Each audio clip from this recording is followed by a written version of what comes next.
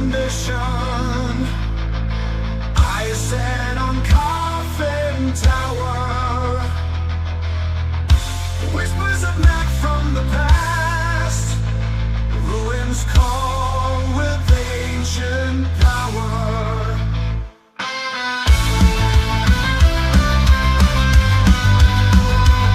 Ancient power. Heroes gather with a mission. I set on Coffin Tower. Whispers of magic from the past. Ruins call with ancient power. Stone and shadows underfoot now. Every step a tales unfold. Echoes of a time forgotten. Island secrets to be told. Climb the tower, heroes brave. Through the magic we will pay. To the top we rise, defiance, shining bright in dark alliance. Corruption creeps around the stones. Essence twisting in the air. But with courage burning strong, we will cleanse with earnest care. Observatory within sight, eye of violet shining bright. Fight the magic, fight the night. Together we restore the light. Climb the tower, heroes brave. Through the magic we will pay. To the top we rise, defiance, shining bright in dark alliance.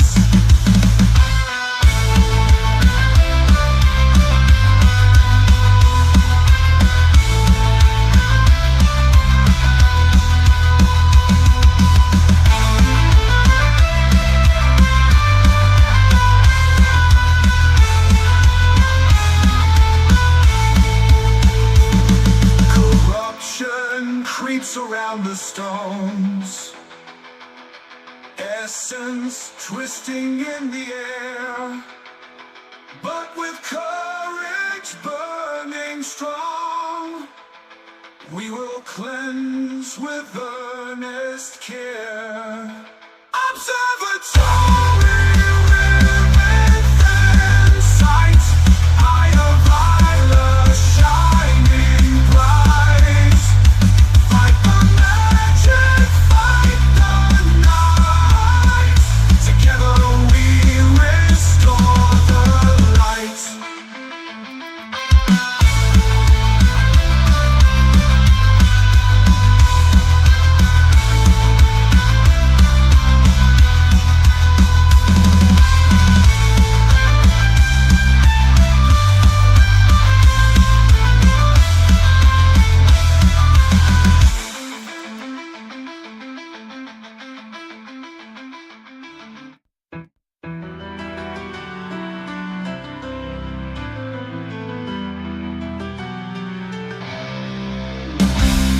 In the land of fair beneath the moonlit sky, a caravan left Winstead, grit in their eye.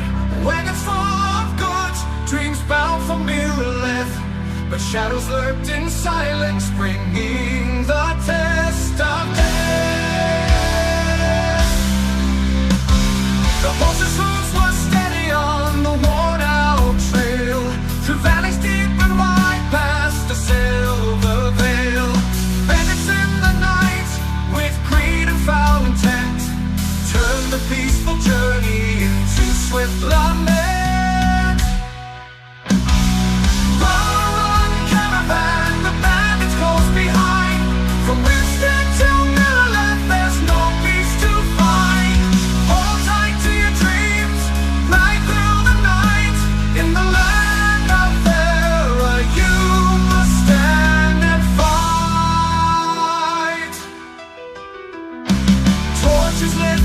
darkness, faces cloaked in dread. Caravan speeding forward, a bounty on its head. The wind whispered warnings through the ancient pines, as Ferris hills echo with those desperate cries. Wheels upon the gravel, hearts pounding wild, whispers of a haven, just another mile. But destiny and terror is cruel and unkind. Bandits closing in, stealing peace of mind. Run, caravan, the bandits close behind. What's going on, y'all? What an absolutely crazy weekend we just went through. Let me say that again. What an absolutely crazy weekend we all just experienced. I've been testing this game for 3 months now, and I've had to come in here and do live streams and talk to you guys and keep my mouth shut. I wanted to tell you guys so much about what you could expect in your first weekend, but I had to just shut up, talking double talk and, potential narratives and rhetorical devices and whatnot to be able to talk to you guys in any kind of way about what we are all going to experience this weekend when we got in here. Kaiser says, I'm wondering how you pronounce that in your head. So just so you know, I know exactly how you pronounce your name. I very much mess it up on purpose just to give you a hard time. And I think that's going to continue until Boda gets his robes. That's just, I don't make the rules. It's just the way that it is. So the big question today, with all the nonsense, the shenanigans, the queues and the death wall, and somebody made the point that Lionhold is a appropriate name for that place because it holds you there with all that stuff. And then of course the major DDoS attack that wiped out the entire Sunday. Is this even worth it? Was what Intrepid did a success? Was it a failure? Did they kill their chances in the future? Did they help their chances? We got a lot of questions right now about what we have coming on. Oh, Gadolf, thank you for the follow, man. Appreciate it. Welcome to the Zillagers. So it was still a really enjoyable alpha, in my opinion. Mr. Noobtastic says, looked like a win to me. I will start with my own experiences, and then we're going to branch out into some other people's experiences. But I'm also very, very interested in what you guys experienced and how much fun you had. And did you think it was something you're going to come back to? Are you itching to play some more? Or are you like, I'm going to wait until, phase 3? I'm really interested in what you guys have to say.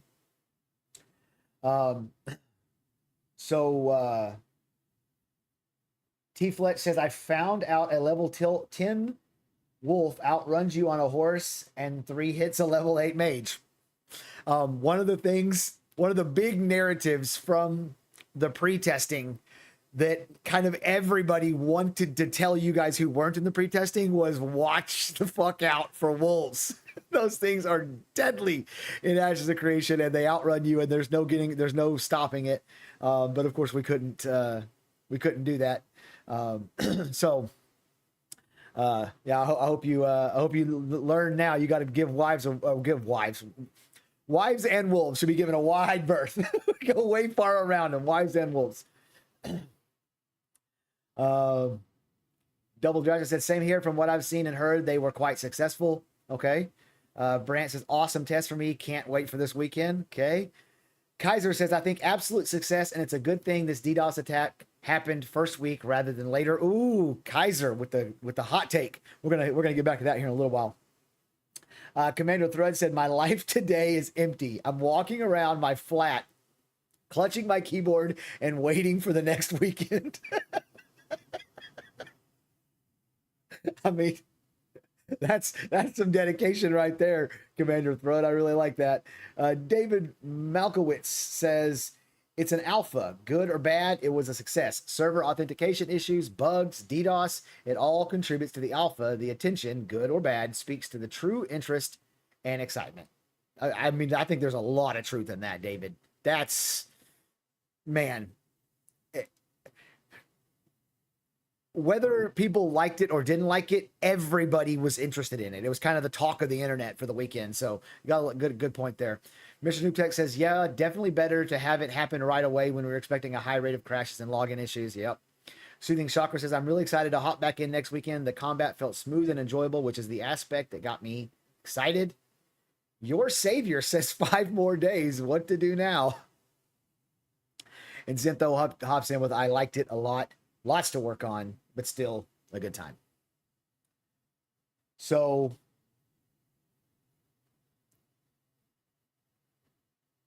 I told you guys before, I've been testing. And one of the things about the testing that was a little bit tough for me, like I'll say this, for the month preceding Friday, for an entire month, we almost had 24/7 unfettered access to the servers. It took them down a few times for patches and whatnot, but we could play all month long. And I played some, but I didn't play a lot. I wasn't playing 24/7. I wasn't like itching to get back in the game. And I was really thinking to myself, is this because it's not as fun as I wanted it to be? Am I not having as much fun as this testing as I thought I would? Or is it in the deep recesses of my mind, I know that everything I do here is just getting deleted in a few days or a month or a couple weeks or whatever. I know it's just going to get deleted. It's worthless. And even what we're doing right now is definitely getting deleted a year and a half, 2 years from now, however long launch is, and that's a whole other conversation. Or might get deleted between now and then, but it's not definitely getting deleted soon.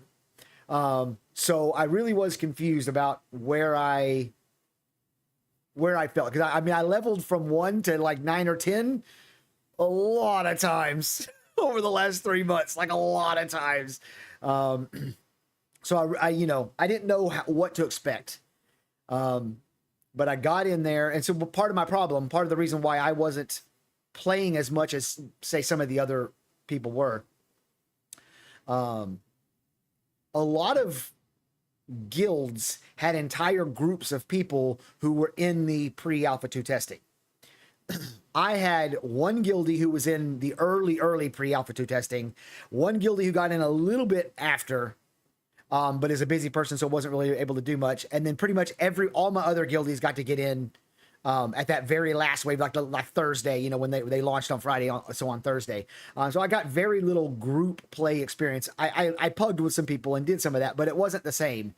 And I got to tell you guys, this weekend, playing with my friends in Discord, coming up with battle strategies, finding the best mob grinding spots, talking shit to each other, passing around gear, like all the stuff that comes in with a social MMO. It was incredible. It was incredible. I had so much fun on Friday night that I had to get up early in the morning, about 9, to go to the flag football fields to coach flag football. I coach youth flag football. I didn't go to bed till almost 2 Friday night, which I don't stay up that late. That's I don't do that. And the dogs woke me up about 5:30, because they always wake me up about 5:30 to be let out and eat and stuff. And I laid back in bed for about 10 minutes and was just like, nope, not going back to sleep now. I know Ashes of Creation exists, and I got a few hours of sleep. So I came in here and I played Ashes of Creation for several hours until I went to the flag football fields. So now my problem is that I didn't take enough water to the fields. I was there all day long. I definitely suffered from dehydration for the first time in my entire life. I'm 44 years old. I've never felt that before. And I was like, what the hell is going on. My vision was like closing in and stuff. It was wild. So I didn't get to play much Saturday. I got up Sunday, and it seems like I missed the login servers going down by maybe 10 minutes. So if I'd have just gotten up 10 minutes early, I would have gotten in on Sunday and gotten to play until I crashed. But you know, that didn't happen. So I missed the I missed the entire Sunday. So I pretty much only played Friday night and a few hours on Saturday. But getting together with my buddies and us playing, and you know what's funny is a lot of them weren't buddies Friday at noon.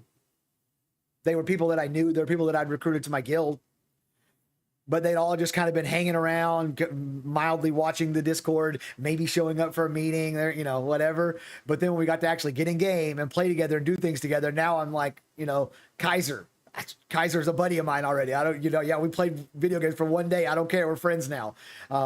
So yes, the social aspect of this game is exactly what I wanted. It's what I've been saying this genre needs for a long, long time. And I am just beyond thrilled with what I got to experience on Friday night. And with my knowledge of how fast they've improved things since the pre-alpha 2 testing started, I can't wait for you guys to see how crazy next weekend and the weekend after that are going to be, because I guarantee you it's going to be a lot better. Okay, let's get some chat here. T-Fletch, oh no, Kaiser says Pirate Software gave a great explanation and what they need to do. Here you go with the timestamp. Yeah, I saw that earlier. He was talking about needing to increase the infrastructure, and that's a conversation we need to have, because I'm not sure that's technically, financially, logistically possible. Talk about that. We'll have to figure that out. T-Flet says, I was worried during the pre-A2 tests they did the night before. Combat just didn't seem to work, but A2 was near flawless for me, besides losing my mage to the death wall. Yeah, boy, that death wall. I remember I was going to go back in the Lionhold. I forget, there was something in Lionhold that I wanted to get, I don't remember. And I, you know, was running up to it, and I just saw a huge wall of hundreds of floating bodies, and I just did a U-turn. Nope, and left. I noped right the fuck out of there. Ledoux says you're just not masochist enough to redo it all again and again and again. Well, I did, but I think I did finally hit a wall somewhere after like the second week of that last month when we just had unfettered access. I just hit the wall of like, why am I running all over this map trying to find copper nodes, which copper nodes existed in the pre-alpha 2 testing, by the way. Running all over the map looking for copper nodes when the armor that I make is gonna disappear into. This is dumb, you know. I could be doing this or that, or spending time with my family or whatever. So I actually, during the last month when I could have been playing a lot of Ashes of Creation, I spent a lot of time with my wife and tried to bank time with her, like make sure she understood I'm spending this time with you. We're doing our stuff together, we're doing all our things, but here soon I'm not gonna remember your name, so be ready for that. Commander Threat says, yeah, it's important to try to pace things so as not to get burnt out. Not for Alpha 2, though. I'm not pacing myself in Alpha 2. We're going hard. We're going real hard. But yes, the pre-Alpha 2, I definitely pace myself. What do you think about the graphics? The scenery is really nice, but when you zoom in on your character, it looks super low res and blurry. You think this is just lacking polish currently. Soothing Chakra, I'll tell you right now, 100% guaranteed, locked down, take it to the bank. It's lacking polish right now. That's how it works. It's not supposed to have polish right now. They have repeatedly said that this testing is about server stability, server performance, and finding the fun. That's what we're testing. So it's that, and in that order: server stability, like can it be stable and be up for long periods of time, etc. Then server performance. So can it, even though it's up, can it be good and lag free and work, and all, when you hit a menu it pops right open, all those things. And then finding the fun is third, because they want to find what's fun about the gameplay loops through feedback, so that they can double down on those gameplay loops. And then each phase has more things, and finding the fun gets moved further up once we get past server stability and server performance. The very last thing they'll do is that final polish. One of my buddies that's in my guild, Splinter, he's a environment artist for video games. He's made lots of video games and played some. He helped on the Borderlands team. So that's the Ghost Splinter Cell team too. he's like, this is nothing. What you're seeing right now, it may be pretty, but it's nothing. You wait till they polish. You wait till they, do more passes and more passes with the polish. So I wouldn't be too worried about it. As far as the graphics are concerned, it's pretty. Like I'm not sure that I'm absolutely in love with the, I guess, the style. Like maybe it's a little too realistic or something. I don't know. But I also wonder if it's just the same biome. Like, would I be more impressed if I was going into the winter areas or snowy areas and more mountainous regions and stuff like that? Would that make it feel a little more or a little less generic to me? But I don't care. I still play a game from the 80s called Sword of Aragon, which has some of the most ridiculous graphics you've ever seen. It's pixel crap, but the gameplay is incredible, so I still play it. So I anticipate that I'm going to play regardless of the graphics. Who does DDoS an alpha game? I have 3 theories. 2 are absolute jokes, and 1 is actually kind of serious. The serious one is that you have a Russian bot farm that knows that how crucial this weekend is, so they DDoS the servers and they send Steven an email and they say, "Hey, we'll stop this when you give us, $1 million or some amount of money." That's possible. My second theory is that it's the same scenario. It's a bot farm that's ransoming Steven, but it's not for money. It's for some fucking copper nodes to spawn. That's a realistic one. That's a realistic one. And then my third is that there was a guy who has Mondays off, but he got called into work on Sunday, and he was so mad he called in a DDoS attack to try to force Intrepid to extend the test into Monday so that he could play it on Monday. I don't know who DDoS is an alpha game, man. The conspiracy theorist wants to go, oh, well, they're a threat. You wouldn't DDoS a game that you didn't think was a threat. It must be Blizzard or Amazon, but that just seems silly to me. David says it was great to watch the Intrepid staff engage with the community before launch and in-game/Discord. The camaraderie and shared pains for guilds really forges lasting friendships and memories. 100%. David, I don't know if you were around for Alpha 1, but Alpha 1 was exactly the same thing. The Intrepid staff was all over the streams, talking to everybody, engaging everybody in the Discord, the same things you're saying now. And this is just what this community team is like. It's unlike any other MMO that's ever been made by a wide margin, not even close.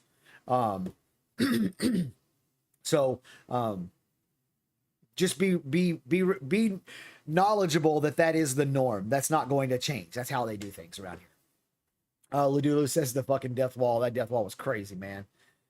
Larago 18 says, I'm definitely looking forward to getting to play in a few weeks. Okay, are you a November 8th person, Larago? You're almost there. It's fun, man. And the class dynamics and stuff are a lot of fun. Commander Thread says, haha, I charged the death wall wondering what happened. What happened was I couldn't play that character again. Yes. yeah, there's don't charge the death wall, man. Belial says, good evening, my dude. Bell, what's up, homie? I had so much fun playing with you this weekend, man. I can't wait to do it again next weekend if the Russian bot farm lets us. That's gonna be really important. What does that say? Jay Oddity rated my stream with 221 viewers. What's up, Jay? What's going on, Jay? Everybody who's new to the channel right now, just jumping in and seeing me for the first time, my name is Zillan. I make Ashes of Creation content on both Twitch and YouTube.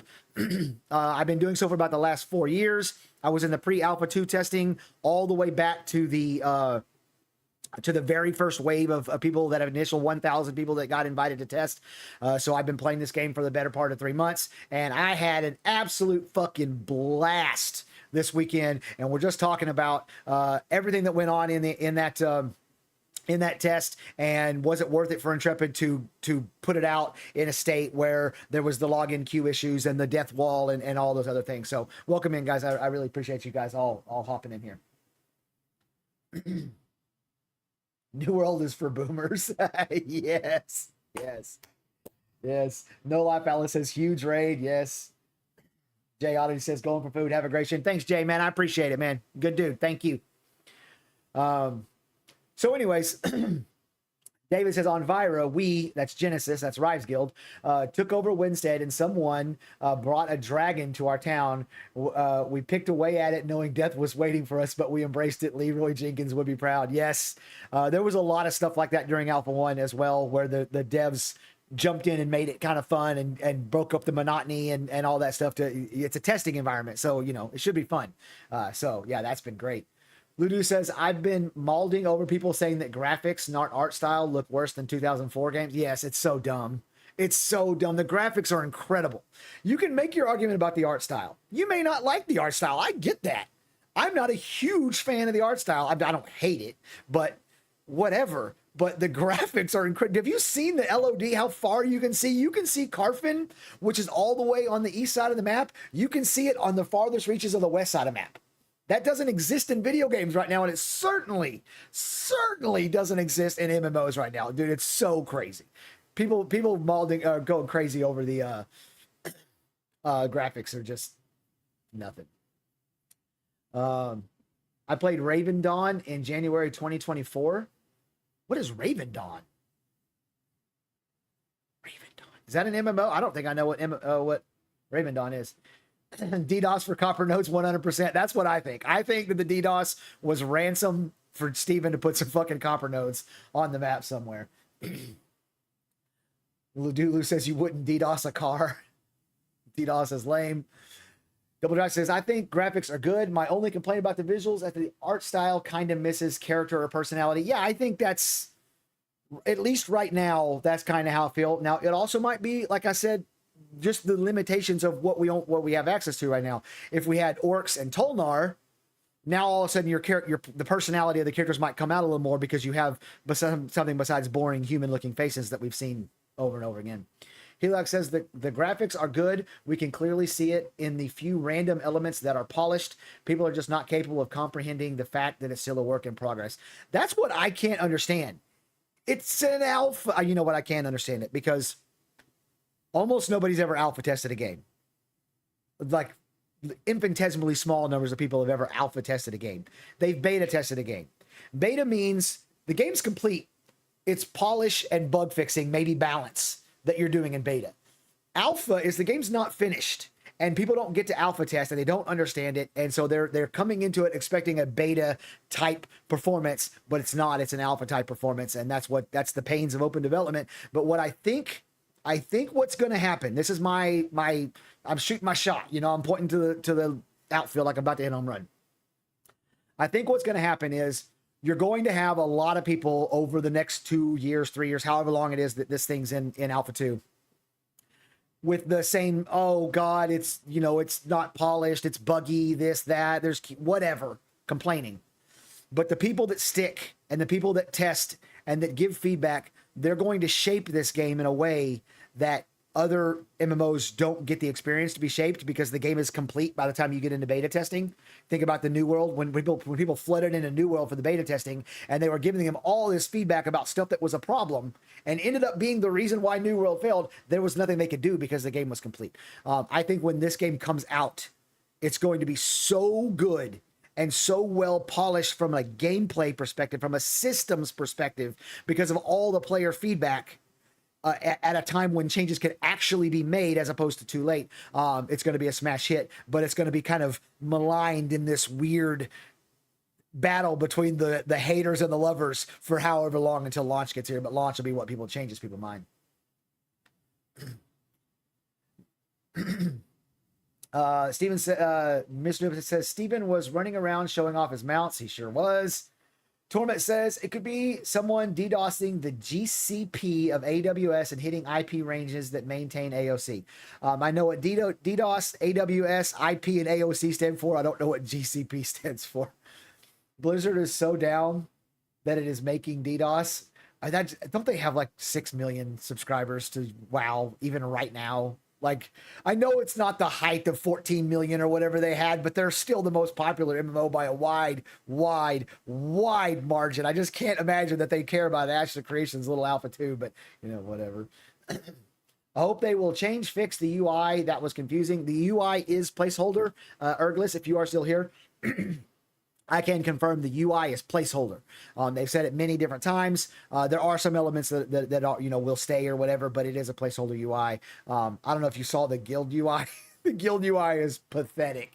It might, you know what it is. It's the worst guild UI I've ever seen in any MMO, going all the way back to when we first got guild UIs. You open it up, you can see a list of who's in your guild, and you can see if they're online or offline. You can't see their class, you can't see their level, you can't click on their names, you can't promote people, you can't demote people, you can't set up a hierarchy. There is nothing to the guild menu, nothing.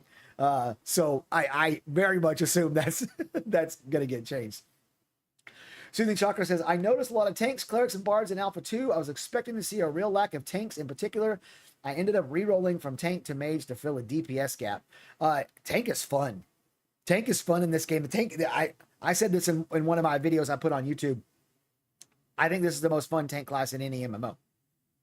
It's fun, especially, you guys don't know because you're only, 9, 10, maybe some of you got to 12. But when you start getting into that 13, 14, 15 range, you start, like, the whole kit starts coming online and tanks become absolute powerhouses, man. Tank is a fun class. And I predicted in one of my pre-Alpha 2 videos that tanks were going to be more popular in this game than other MMOs. Anyone here play Pantheon Rise of the Fallen? Ashes is leagues above that game. I have not played Pantheon. I've watched it. I've been keeping one eye on the project. I do feel like they are going... it's a video I wanted to make one time. I was going to make a video called something like How Old School is Too Old School. I think Pantheon might be going too old school. I think Ashes is doing a great job of blending the old school social elements of MMOs and the stuff that brought players together, whether that be for cooperation or conflict. But the gameplay is modern. The graphics are modern. The combat feels, even though combat's tab target, it still feels very, very modern by comparison to other tab target games. So yeah, I'm keeping an eye on Pantheon, but I'm not real excited about it. Mr. Duke Taxi says AOC is for Gen X. We are independent and make our own fun sandbox style. There's a lot of truth in that. But I will tell you, they can't survive on just Gen X. They need to incorporate more people. Ludulu says that kind of LOD does exist, at least in Genshin, probably a few other games, but to know about current MMOs, maybe Throne and Liberty. Maybe Throne and Liberty. I haven't played it. I don't play pay to win trash. So same reason for Genshin Impact. I don't play that either. If you got to pay for shit, I ain't fucking playing it. Copper Ransom. I am Mark says AOC has chalky graphics, not good, but not bad. Again, polish. There's many layers of what they call passes, polish passes to go. We're 3 years at least from launch. Maybe not. We'll see. The next few months are going to tell us a lot about how far away launch is. Ash's graphics are already better than most. Can't wait till it's a finished product and not an alpha. Yeah. Well, we got a long ways, Fletch. We got a long ways to go. Having the actual races would make the art style pop. The architectural style, the armor styles, all of that is still missing. Yeah, it's pretty bare bones right now, but that's on purpose because they want to make the servers work. That's what people don't understand, that we are literally testing server performance. That's what we're doing. Yeah, we're running around and we're making guilds and we're voting for mayors and nodes and we're finding the best grind spots and fucking coming up with the best build for your class and all that crap. But what you're really doing is testing server architecture. That's what you're really doing. And it has to be done. A2 graphics look better than ESO and WoW. Trolls have nothing else to say other than graphics sucked, but it's been 8 years. It's not coming out for another 10 years, blah, blah, blah. I mean, I don't know when it's going to come out, but you're right. Most of the hate I've seen is just, it's not real. You could tell it's like I'm going to hold on to this view that I've had for the last 3 years, despite the evidence in front of my face. Daddy Bezos is too busy launching his space build dildo rockets to notice Ash's alpha. Daddy Bezos. Oh, that's pretty funny. I loved dunking on mobs as a tank. I forgot what the ability is called, but it's the blue VFX dunk thing that happens that can crit against strict crit target. Yeah, it's Pulverize. It's called Pulverize. And yes, it's good. And it hits pretty hard as a tank. Erglis says, because of AOC, it was necessary to change GPU because the old one struggle with 8 gigabytes. So wanted to know it looks at max settings. So I'm getting a Radeon 7900 XTS 24 gigabytes. Machax, thank you for the follow, man. Appreciate it. Erglis, that's my graphics card. I have a Radeon 7900 XTX. I have 32 gigs of RAM. Oh, you're talking about how many gigabytes the graphics card itself has. Yeah. I have everything on cinematic. I have the graphics turned all the way up. You can't turn on any more than I have turned on, and I get 40 frames per second in group stuff and 60 frames per second when I'm out running around by myself. So from an optimization standpoint, at least if you got a good machine, it works. Lots of tanks and support roles because soloing is hard and peeps like to survive. Plus, honestly, tanks and healers are the most important role to get right. DPS will have tons of viable options. Yeah. Emu says it's way too old school. I'm sure you're talking about Pantheon. VIP Tester is in a bad state right now. Yeah, that's every time I watch, I'm just like, I understand what you're trying to do because I'm an old school MMO gamer. I know I don't look like I'm in my mid 40s, but I am. I started playing UO in 1998. That was my first MMO. I played Dark Age of Camelot for years and years and years and years and years. And I still like to log into Dark Age of Camelot every once in a while just to get that old like social MMO feel. Like there's community. Today, right now, people are still paying $15 a month to play Dark Age of Camelot with its absolutely fucking ancient UI and movement and combat and everything, but you still have a sense of community if you just play even for a couple of weeks. And so I understand what Pantheon's trying to do. I just think that you have to get to Embers Adrift is the same way. Embers Adrift is the exact same way. They've done so much good stuff, but the combat is ancient and slow. Oh my God, it's slow. And I think you have to find that balance, and Ashes is doing exactly what they should be doing. You've got to have new school graphics, new school art, new school movement, new school UI, new school combat with old school social enforcement. Like literally you are forcing players to either cooperate or compete with one another in every system of the game. And that builds communities. I'm gonna let you guys in on a little secret. The guild / node / mayor / server politics, it's already started. I'm getting called, like literally getting called into backroom discords to have conversations about plans that people have for taking this node down and blah, you know, it's already started. It's already started. And we played for a day and a half. We have played this game for a day and a half, and people are already plotting to overthrow mayors and install mayors. Like I was literally called into a room and basically told, if you play ball, we'll install you in power. True story. I felt like a United States politician getting called in by the CIA, you know, like you play ball, we'll put you in power kind of thing. It was crazy. Absolute insanity. So yes, the social aspect is what I think is missing, and I think that's what Ashes is bringing, and that's why it's so exciting. Motion blur and the memory leak sucked this weekend. Yeah, the memory leak needs to get fixed. The stability improvement between week 1 and week 2 will tell us a lot. Yes, and I will tell you guys, I know I've been saying this, every time we have a big test like this and there's all these little problems, Intrepid fixes so fucking much of it I'm talking about 3 or 4 days. 3 or 4 days. They'll have a new build and it'll be heaps better, loads better. So I suspect nothing less. And yes, this weekend's test, I suspect it's going to be a lot better. And some of those people who were fighting the Q boss and the connecting boss and stuff like that all weekend are going to get in.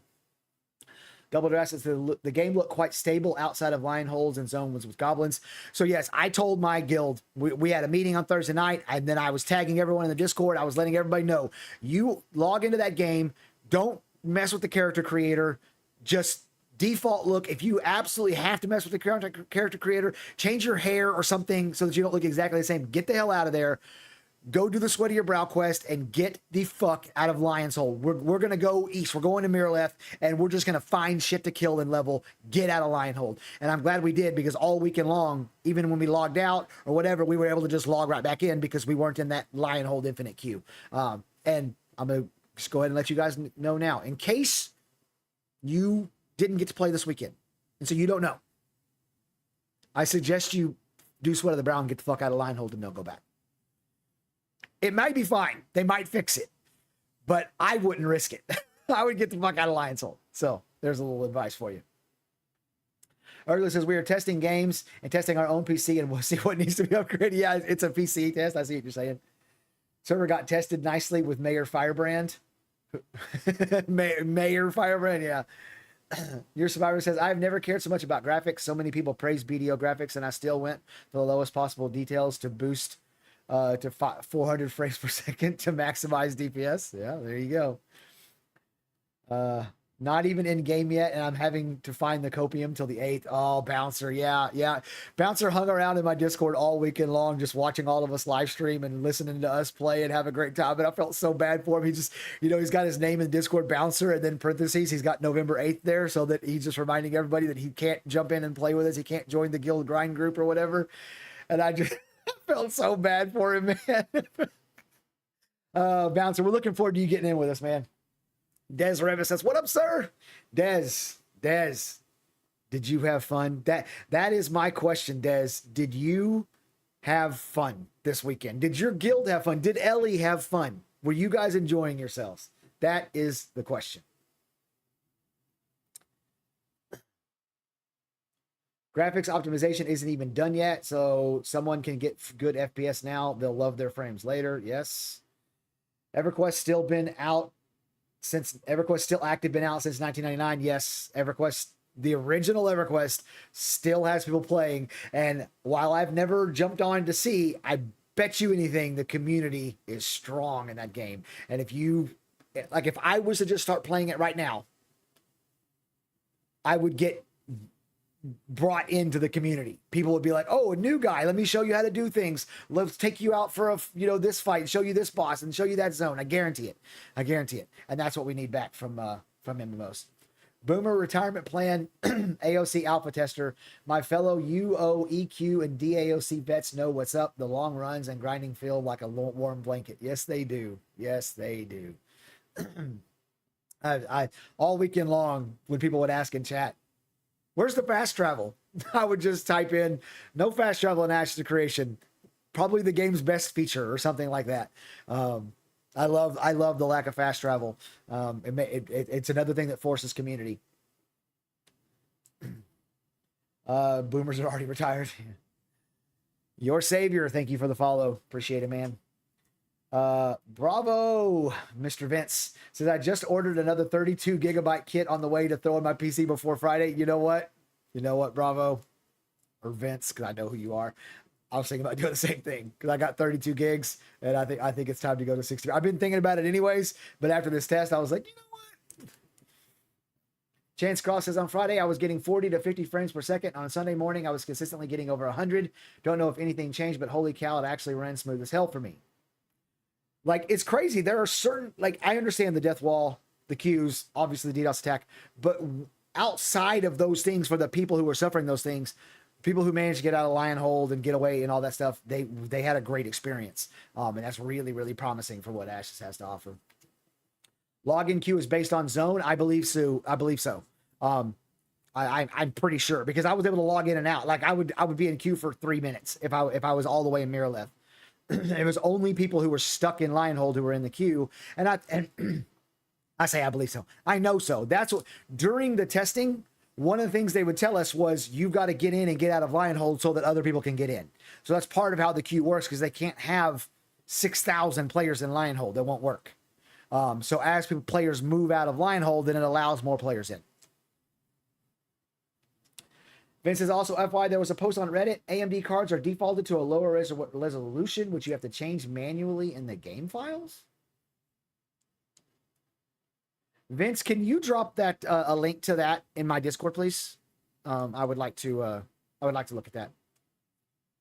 We had fucking fun, Bell size. We did. It was crazy. Friday night, kind of late. We found a nice grinding spot as a place called Church of the Seven Stars, and up on the top there's these two platforms that are like this, and then there's a thing separate. You can walk underneath this bridge to get underneath them, and then up here there's another platform with a boss, and there's groups of like 5 to 6 mobs grouped up on both sides, and then at the top and the boss. And so we were just sitting there, platform when the boss respawned, we'd go up there and kill the boss, go back down, platform, back and forth, and AoE grinding, trying to find the best builds and the best strategy for just AoEing them all down at one time. And I'll tell you, the experience bars were moving. Like we were fine. It was effective. It was a lot of fun. That's funny. Leroy Jenkins, thanks for the follow, man. Appreciate it. Des says, yes, I absolutely did. We broke our server with 3 caravans. We also recruited like crazy. I was not recruiting. I brought in a couple of people a couple of times, but I wasn't actively trying to go out there and get a whole bunch of recruits coming in, because I have several coming in for November 8th. And so I wanted to make sure there was space for them. And then once November 8th gets here, I'll try to fill out the rest of the roster. Rockod91, thank you for the follow. I don't think I want to do for Alpha 2. I don't think I want to do the have multiple guilds and trying to manage multiple guilds. I don't think I want to do that. Maybe my mind will change. I'm not married to that idea. But I think I just want to have one guild of 50 consistent people who want to show up and play and test, so we can figure out exactly how we want to tackle launch. So but I'm glad you guys got a lot of recruits. That's awesome, man. Bouncer says, I'll be ready. I've been looking over cleric skills and plans for gear so I can be effective for grinding. Hell yes, Bouncer, we're going to do it. We're going to do it.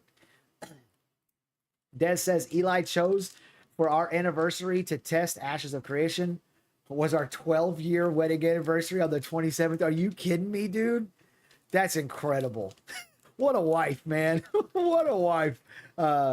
Congratulations, Des, first off. For those of you who don't know, I actually met Des playing SWTOR like, I wouldn't say 12 years ago, but 10 and a half, 11. So I've known you almost your entire wedding, apparently. So Des and I have been friends a long time. So congratulations, brother. Appreciate you stopping in and hanging out with us. And that is awesome that you got to play Ashes of Creation for your anniversary. My wife would lose her mind if I said I was going to play Ashes of Creation for our anniversary. Osiris the Weary. I saw you in the testing one day, man. I saw you run past me in the I think on Thursday, the pre-testing. So yeah, welcome in, Osiris. Good to see you again. Ergla says, one of the things I got excited about AOC is I want to see how it will go, because I miss when WoW come out and all those weird things happen in vanilla, like one spell kill the whole world. I haven't seen any. You know what? That's not true. That's not true. We can talk. I forgot. We can talk about this. Nice. During the very first test. So the first pre-Alpha 2 test, after that wave of 1,000 people were invited. First off, that test was crazy because it took an hour to log everybody in. There was like 400 people, and it literally took an hour to log everyone in, because they logged everybody in 20 at a time. If you couldn't get in, they would stop the whole process and like help you fix your thing to where you got logged in. They got us all logged in. They got us all separated out. They got us to our places. And after a while, they finally let us like actually play in PvP, because it was what they called a guided test, where we had to follow the an intrepid employee and do what they asked us to do and not do what they didn't ask us to do. They finally let us fight, and the shield rush ability, where the tank rushes forward and hits you with a shield, would knock you back, up and back, in a gravityless world. A world without gravity, basically, and you would just float and just get further and further and further away and higher and higher and higher and higher into the world, and then it never stopped. And the only way to fix it was to alert the intrepid employee that was in your Discord chat with you and give him your name, and he would teleport you back to him. So there you go. There's a broken ability in the early game that was totally fucking borked, man. Oh. Mission Noob Tag Stick says, yeah, there are worker servers for the various parts of the grid, and the queue you run into is based on the worker your character is in at the time. So logging out well away from the main hubs greatly improves your chances of getting in quickly. Yes, also, not just logging out, bind. You have that quest to bind at the Ember Spring in Lionhold, and do it to get the quest done, but then get the fuck out of there and bind somewhere else. Because if you die and you respawn back in Lionhold, guess what? queue. You're stuck in the same queue everybody else is stuck in. Buying somewhere else. It's big. Very helpful. Thank you for the follow, Vince. Appreciate it, man. Ludulu says, my GTX 1080 was such a trooper. Being able to play, stream, and record was awesome. On a 1080? On a 1080? Dang. And I couldn't care about the minimum settings that I was playing on because I couldn't give fewer shits about graphics. There you go. There you go. Login queue is based off the server and the mesh you were in. Yep. Double Drive says, got to go. See you guys on Discord. Later, man. Ludulu says, you're running on 58% resol? I don't know what that means, man. I'm not gonna lie to you. Overall enthusiasm. Hadn't seen you in a while. Good to see you, man. I got out of line hold as fast as possible and had resolution. You're running on 58% resolution now. Makes sense. Had a good time for sure. I'm glad you had fun, man. What server are you on? Enthusiasm. Bell with the resub coming in 10 months. Thank you. I appreciate it, brother. Des says, well, recruitment was like, can we join? Oh, just because of like, was it just because of your size? Like you just had a bunch of people running around with guild tag and so people were just asking? Like, how did that work? Because I literally had no one, not a single person ask to join my guild just out of randomness. And we had 25 people running around with guild tags and we were doing things together. So you'd think people would be like, I want to join them because they're playing together, but whatever. Des says Ellie is an awesome wife. That is awesome, dude. That's wild. Just thinking about that. Just thinking about the fact that your wife was like, yeah, let's play Ashes for our 12-year anniversary. So I'll tell you guys what I wanted to do, and you know what? I need y'all to tell me if I'm weird here.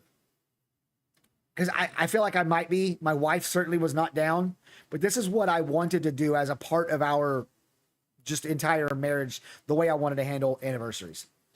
So, man, I fully admit, I think this is weird. I want us to pick some fast food restaurant, like a Dairy Queen. Or something like that, where they have maybe somewhere where they have burgers and you can get shakes and ice cream or something like that. And every anniversary, we go back to that place and we sit down, just the two of us, in the corner booth of a little fast food place, the same one we go to every year, and have a burger and have ice cream and spend some time together. And then go all out for each other's birthdays. Like we can do dress up and all that stuff. I don't know why. I just want. I feel like my marriage should be more intimate. I don't know. It's a weird thing. But my wife wasn't on board with that either, so I got to go all out for anniversaries. So yeah, I don't know. She wasn't. She just couldn't buy on to the concept. Zernox says the game was running great, but after a while you see a drop in performance, so there are definitely leaks.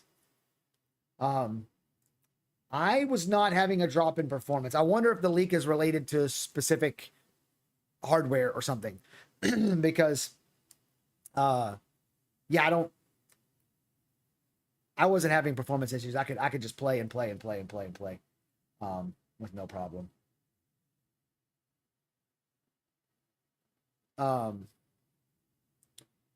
Okay, are you on Lineth or did I see your lookalike? Yes, sir, Mr. Wizard, I am on Lineth. That is not my lookalike. Yeah, playing on Lineth. Interestingly, on our server, we have Nice Gaming. His guild is called Syndicate. We've got Narc. His guild is called Copium Kitty Club. And we've got Pirate Software, and his guild name is Actual Pirates.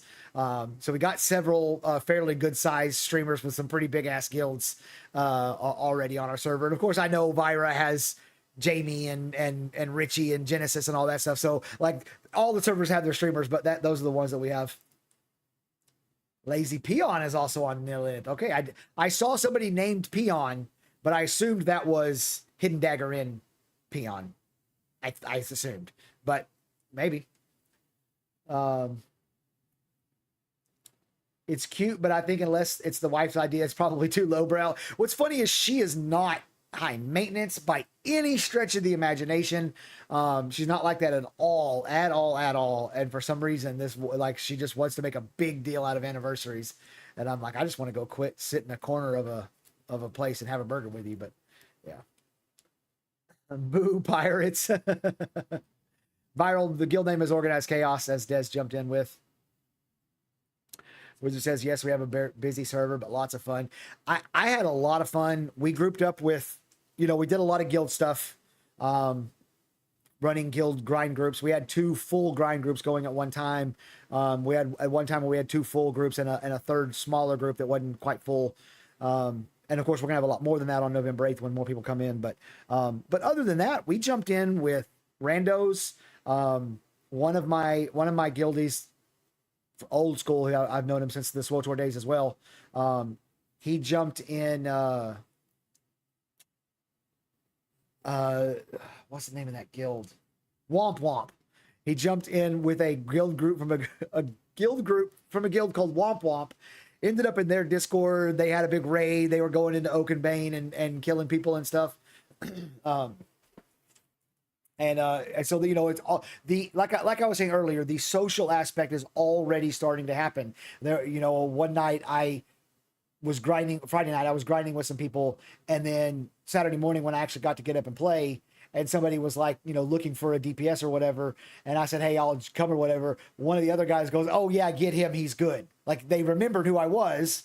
And we're like, yeah, bring him to the group because he was doing a good job when we grinded with him last night or whatever. So like that little thing that, to me, that's what's missing. And you guys can tell me if I'm wrong. If I'm wrong, please tell me. But the MMO world is missing the social aspect and all of the things, everything they put in the game, in other MMOs, for the sake of convenience, kills the social aspect. Group Finder kills the social aspect because you just log it. You don't care who you're raiding with. It don't matter. You just jump in. You'll never see them again. The world is sharded and layered, so you're not even likely to see them in the world again. And then they get cross server Group Finder, and so now it's you don't even they're not even on your server. You really don't care about who they are and what they do. And then like fast travel, especially with like world bosses, where you can just fast travel to a world boss and immediately join a group. Just immediately join a group without having to ask or anything. You just click a button and automatically you're in the raid group and you kill a boss. You get loot, the same loot that everybody else got. There's no rolling for loot. There's no passing it out. There's no luck of the draw. There's no social nothing. Like all of these things, all of them over a long period of time have just deteriorated the social aspect of MMOs to where, in my opinion, it's not a social experience at all anymore. None. Not social. And Ashes bringing back just a little bit of it. It's crazy how just one little sneak peek, one little weekend, just 18 or 20 hours of gameplay for people who played as much as they could before the DDoS on Sunday. They fell in love with that concept of reputation and social gameplay and stuff. And to me, it's just wild how much that's craved. So yes, I think that's a really big deal for what we have coming with Ashes in the future. And we have the it's so small in terms of the systems and the things that are pushing the social interaction. There's going to be so much more that freeholds. Can you imagine freeholds? What freeholds is going to do? Taverns, what taverns are going to do for social interaction there. Man, it's when the animal husbandry system is actually what it's going to be instead of the placeholder that it is now. I mean, it's going to be crazy. So Steven told us the best gear will come out of crafting. I believe what he said was crafters will make the best shit. Get it right. So I assume all dungeons and world boss will drop rare thing. Yes, I would assume so. We've seen what Firebrand drops because we saw it on the live stream. And the key thing, going back to the social stuff that I was just talking about, it's going to drop one Ember Sword or one of that, the shield, the Ember Shield or whatever. And somebody's going to win it, and everybody else is going to, you know, there may be like a currency or something that you get from it, some little thing, but the prize drop, there might be 2 or 3 prize drops, and that's it. And it gets rolled on, and then that's it. And you got to fight the boss the next time and hope you get it. And then that means that you have to perform well enough in the boss that people will invite you to the next one. Because if you're the guy that's running around fucking it up, dying, not peeling off and going and getting ads, you know, whatever the mechanics of the boss are, if you're fucking it up because you're not paying attention and you don't care, you're going to get a bad reputation. You don't get invited to Dragon bosses. You can't get the best gear. So, or high end gear. So yes, that it adds to that, adds to the social aspect. What did you think of the tab targeting versus action combat? Even on the Ranger, it feels fluid switching between the two. I use almost, it's weird. I use almost exclusively the action camera. What I've found is that there is effectively no difference whatsoever between the action camera and the tab camera, except for in the tab camera, you have to hold down the right mouse button to spin your mouse and move around and look in different directions. So you change them, and now your cursor is now tied to the little reticle. I still found that using tab, even though I was in action, I used tab to cycle through targets to make sure I was hitting what I wanted to hit. But it's no difference. I just didn't want, I don't want to have to hold down the right mouse button if I'm playing for 16 hours grinding with my buddies. So that's why I play in action. But yes, it's fluid. It works. Switching back and forth. It's great. I moved the button to switch back and forth to middle mouse button, like literally pushing down on the mouse wheel. And so that it's right there next to my fingers. I can just switch at the drop of a hat. So yeah, it feels great. I think the targeting in action needs work, because sometimes you're looking at this and it shoots over there and you're like, what? I wasn't trying to shoot over there. I was trying to shoot there. But other than that, yeah, it's great. We're in Jova. We should band together, do some caravan runs. Viral, what guild are you with? Ladula says, yes, I've been yelling at people on the forum to stop fucking suggesting solo bullshit. Yes. That's what I'm talking about. We don't need that solo shit. We're fine with what we got. Zernox, thank you for the follow. Is that Zenbox? Man, it's so small on my screen. I don't know why. Can I make it bigger? I mean, I guess I am in control of my own stream. I suppose I could make it bigger if I wanted to. Here we go. That should help. All right.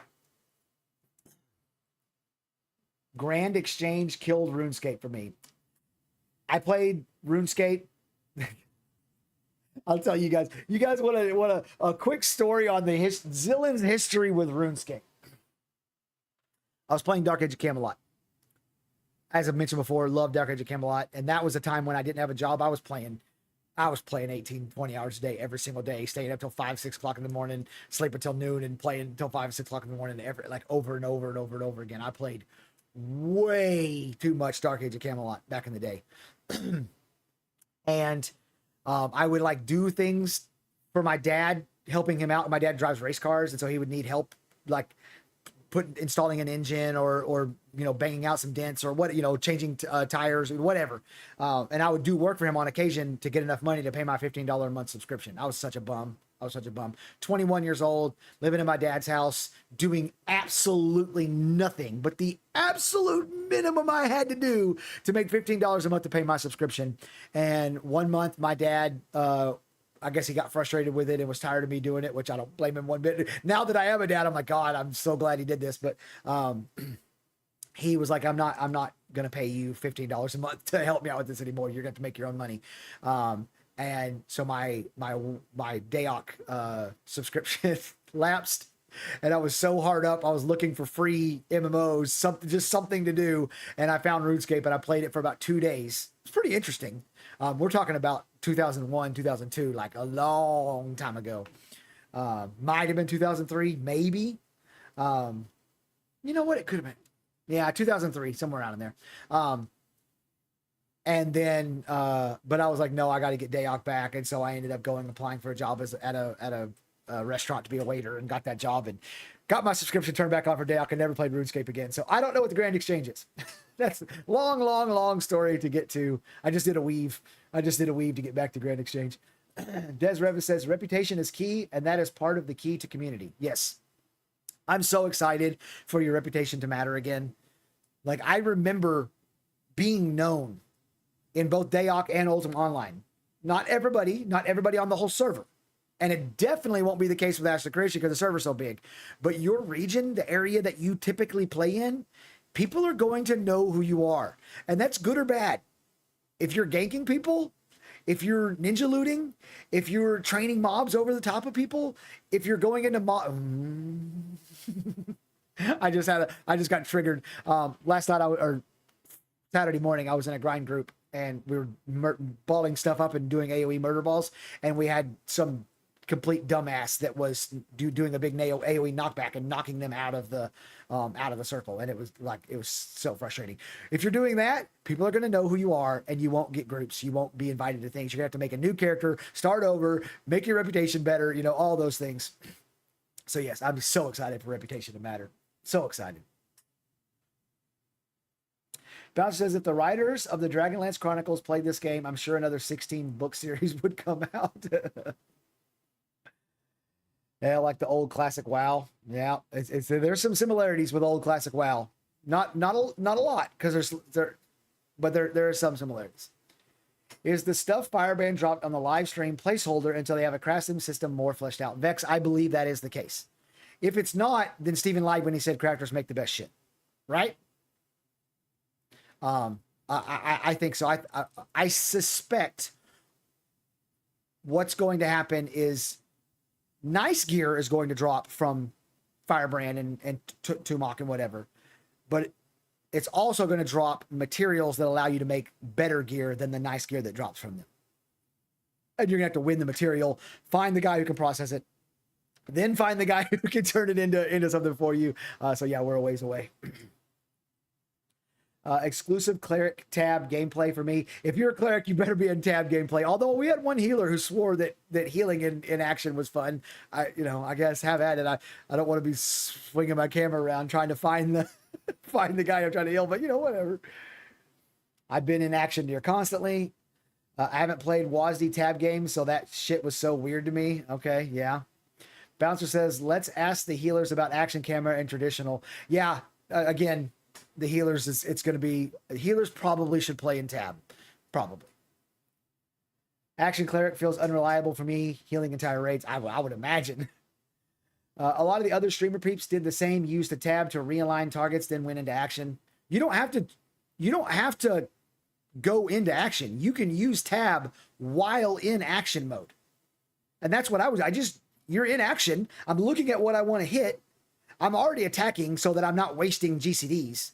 I'm not wasting time, but I'm also hitting the tab to make sure that I get the little thing that tells you who you're attacking over their head.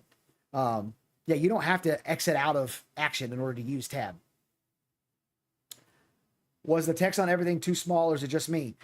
Tony, the game has an incredible HUD editor. I don't know. One of the most impressive things about the game might be how good the UI editor is for early alpha. Next time, go into the UI editor and you can change almost everything. Splinter says, I clicked UI elements all day. It was a blast. You had fun with that, huh?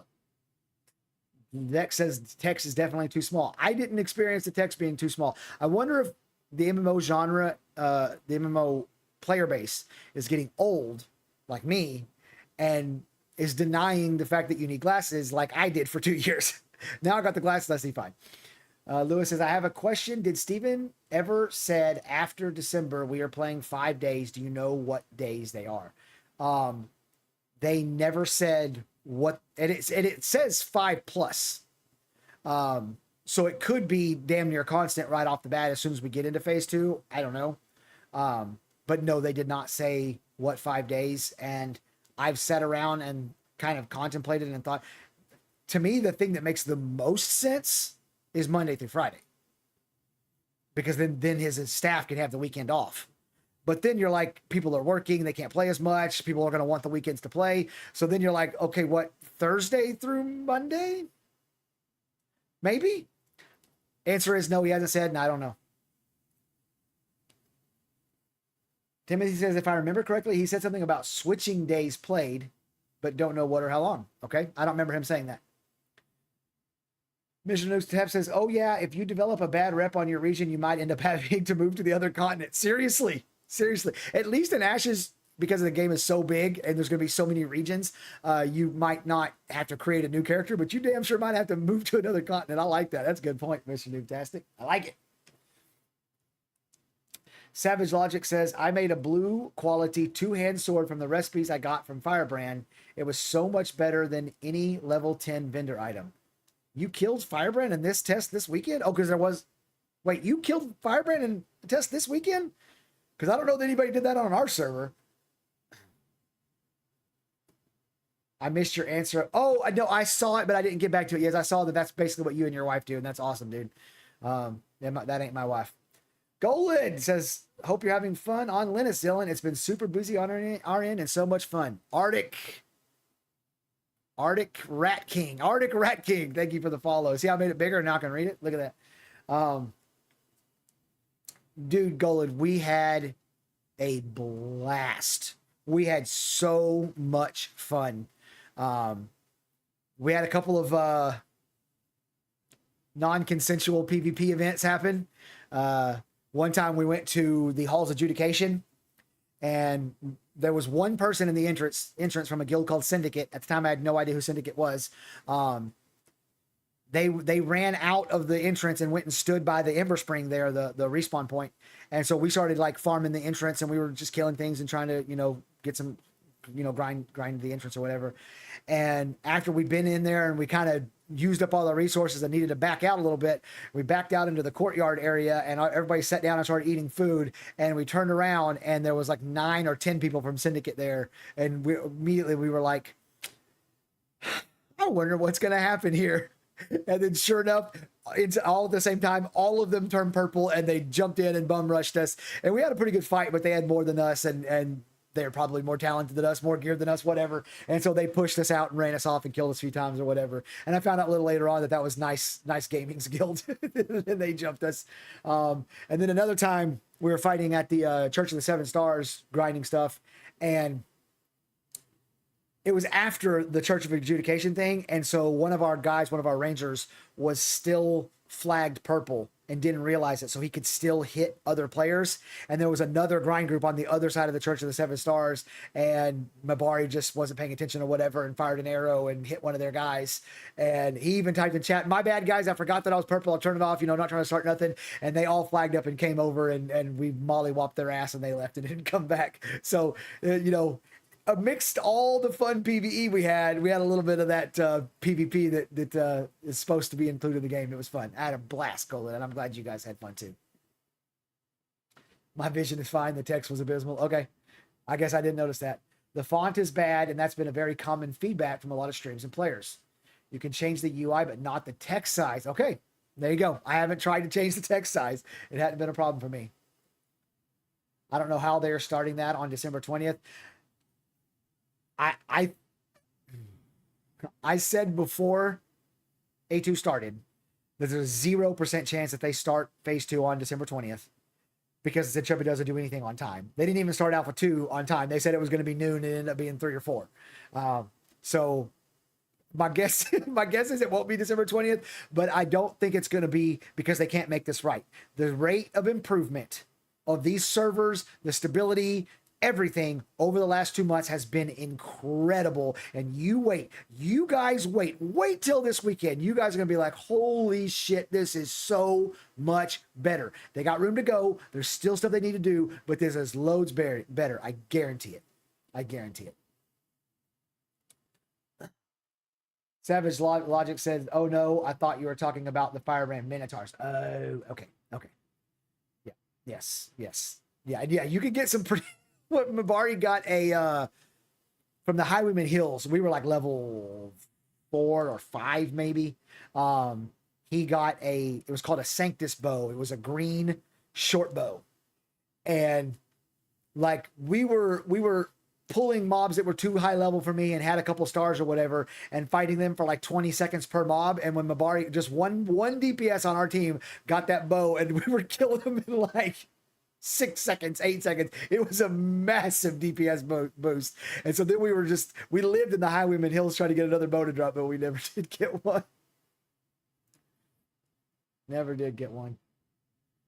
Des says I use a 42-inch 4K, so no issue reading anything. You know what, Des? That's a good point. I have 29-inch monitors. Like I have big monitors, so that may be part of why I wasn't struggling.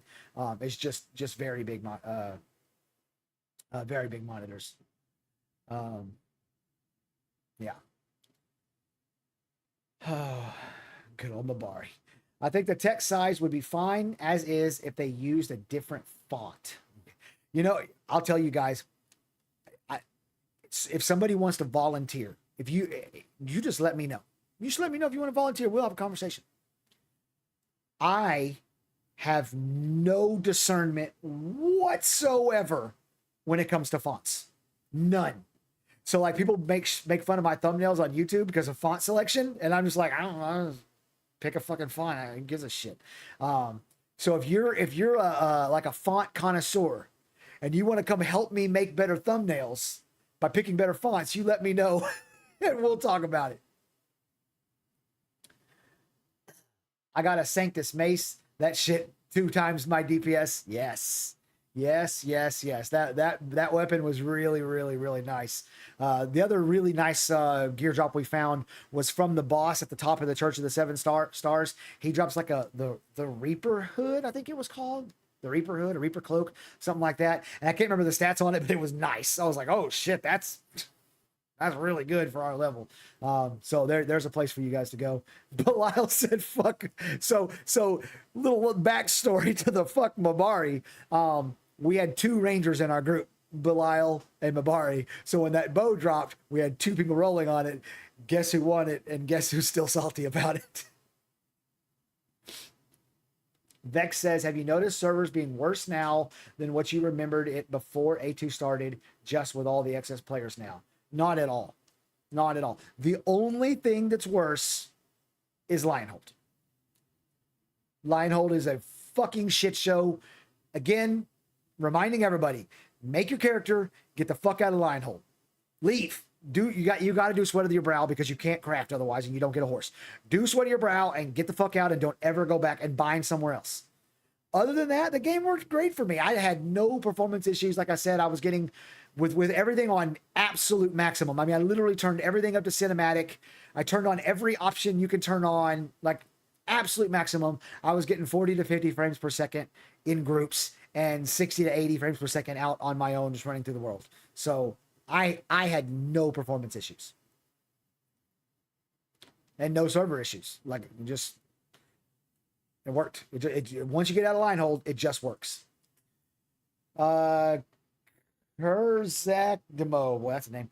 Says, where did you get that drop? The Highwayman Hills, and it was, I think it was just an archer, just a 2-star archer. But like I said, we killed a lot more Highwaymen trying to get another one of those things to drop, and had no success whatsoever.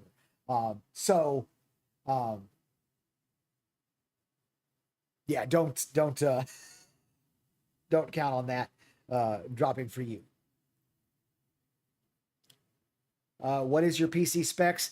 I have my processor is a 7800 X3D, a Ryzen 7800 X3D. My graphics card is a Ryzen 7900 XTX. I've got 32 gigs of RAM. My motherboard is nice, but not crazy. My RAM is nice, but not like a crazy expensive, super fast. It's a pretty good system. Cost me about $2,000, a year ago? Like pretty much when we knew Alpha 2 was coming in 2024, I was like, fuck, I got to get a new system. So, yeah. As soon as I got out of Lionhold, I went straight to Halcyon. Things are better after getting away from the start. Yeah. Much better. Asasarte, thank you for the follow, man. Appreciate it. It just works. Great parody song. Wait, did I miss a parody song?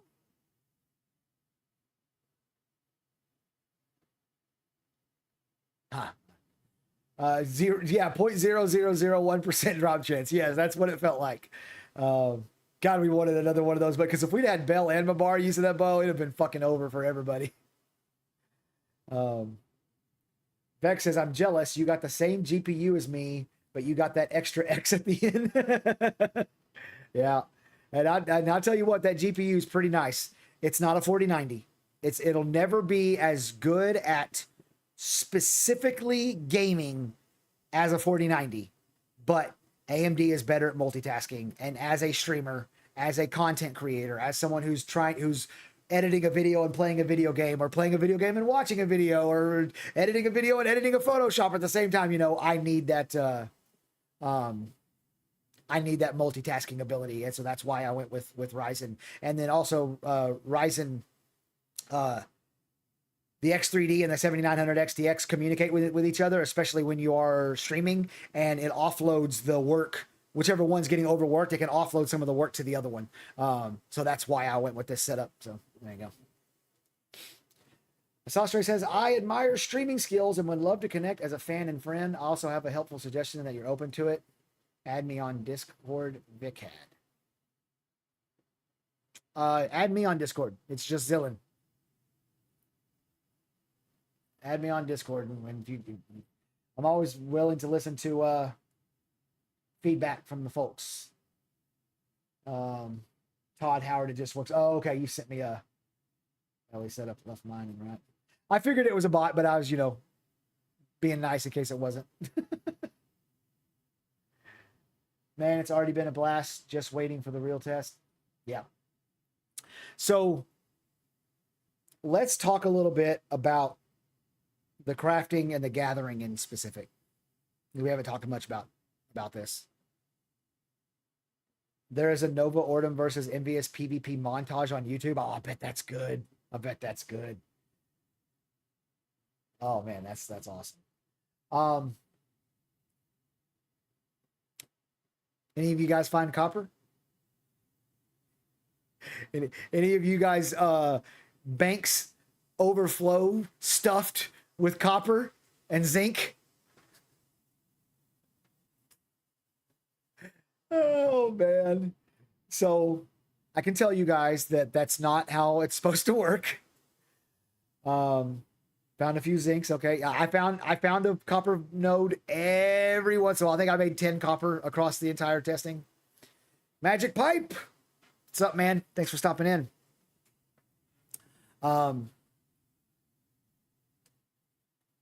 So first off, little story from Alpha 1 or from the pre-testing.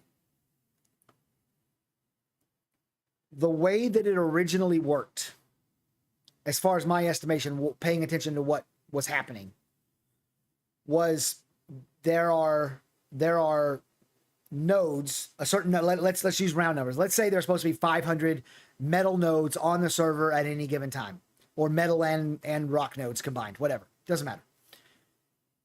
And a certain percentage of those, maybe 70%, are supposed to be tier 1, and then 30% are supposed to be tier 2. So that's how the server would start. And then every time somebody mines a node, there's probably a random timer, maybe 10 minutes, that node will pop up somewhere else at another random location near rocky outcrops and has something like a 70-30% chance of being either tier 1 or tier 2. And the test, the Sweat of Your Brow quest originally didn't have those, the weathered oak and the crumbled granite and the withered snowdrop. You had to go out into the world and find those things, granite in particular. And so what happened was everybody mined all the tier 1 nodes that they could mine. And so then those all respawn somewhere else, but only 70% of them respawned as tier 1. And then everybody mined all those. And then only 70% of those respawned as tier 1. And again, and it got to the point where there were no tier 1 nodes on the map anywhere at all. There was no granite to be found, no basalt, no copper, no nothing. And it was tier 2 nodes everywhere, but nobody had enough mining skill because this was happening so fast because there were so many players on the server. Nobody had enough mining skill to mine tier 2 nodes, so nobody could mine the tier 2 stuff, so we were just stuck. And so they took down the servers, the next day or whatever, and put in a patch where they made it where I think the patch notes said something like certain nodes will respawn every 30 minutes no matter what, or something like that. And I remember thinking to myself, that's probably not going to be good enough when thousands and thousands and thousands of players flood into this thing for Alpha 2. And it does seem like that's probably the case. They're going to need to make some adjustments. It's not supposed to work that way. You're not supposed to be running around for 5 hours looking for one copper node. That's stupid. So definitely expect there to be more copper and zinc available on the next test for sure. For sure. Laughable said, I never saw copper and I played a lot. You might have saw copper and didn't realize it. Copper and iron look similar enough, and you need to see copper like 10 times to get that kind of, it's not muscle memory, but the muscle memory of like, that's iron, that's copper. Once you get there, you might see it a little more. But yeah, there wasn't much on the server. Erglis says, are you thinking making some videos explaining professional gathering and other stuff? I got confused how it works or should work if we thinking about how it works now. Yes. So I will tell you guys a stupid story. I'm disappointed. I'm so mad at myself. I mean, I'm not, but whatever. Friday night, I did not stream. I was like, you know what? I'm going to step out of the way. All the other people, they want to stream, they can stream all they want. I'm not even going to record my gameplay. My focus is my guild, creating camaraderie, building teamwork, leveling with my guild on Friday night. Saturday, I coach flag football all day long. When I get home, usually about 4 or 5 o'clock, I'm going to stream and record. And then Sunday all day long, I'll stream and record. I got dehydration at the fields. I talked about this earlier. Some of you may not have seen it. I've never experienced dehydration in my life. I'm getting old. I guess I need to drink more water. I did not have it in me Saturday night to stream, or I didn't play. I didn't play at all. I went to bed. And so I got up Sunday morning about 10 minutes after the DDoS attack started. And so I didn't get to play. I have no footage. No, that's not true. I actually did record myself getting cotton seeds and flax seeds because everybody's asking where the hell cotton and flax are. So I was going to make that video. But I have no footage other than that of me playing for the entire fucking weekend. So my plan was to have plenty by Sunday, but I have none.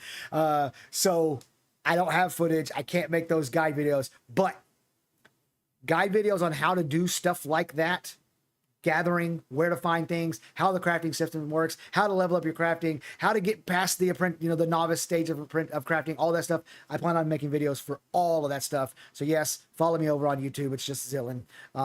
And there'll be plenty of guide videos coming up.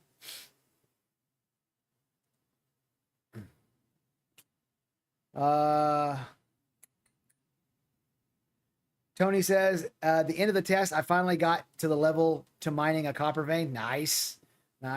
Theron says, Tim Roto 321, thank you for the follow, man. Appreciate it. Theron says, all in all, I had a great time. I had dropped off following AOC about 2 years ago. I was surprised by how much fun I had. Yes. So as a content creator who was trying to make content for this game 2 years ago, I'm aware that you all dropped off.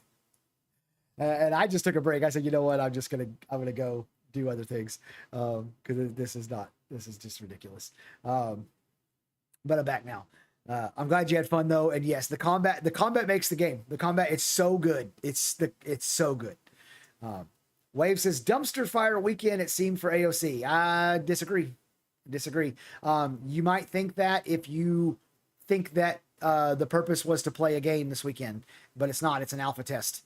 The point was to test the servers and to break. They actually wanted us to break the server. I don't know how many of you guys realize that.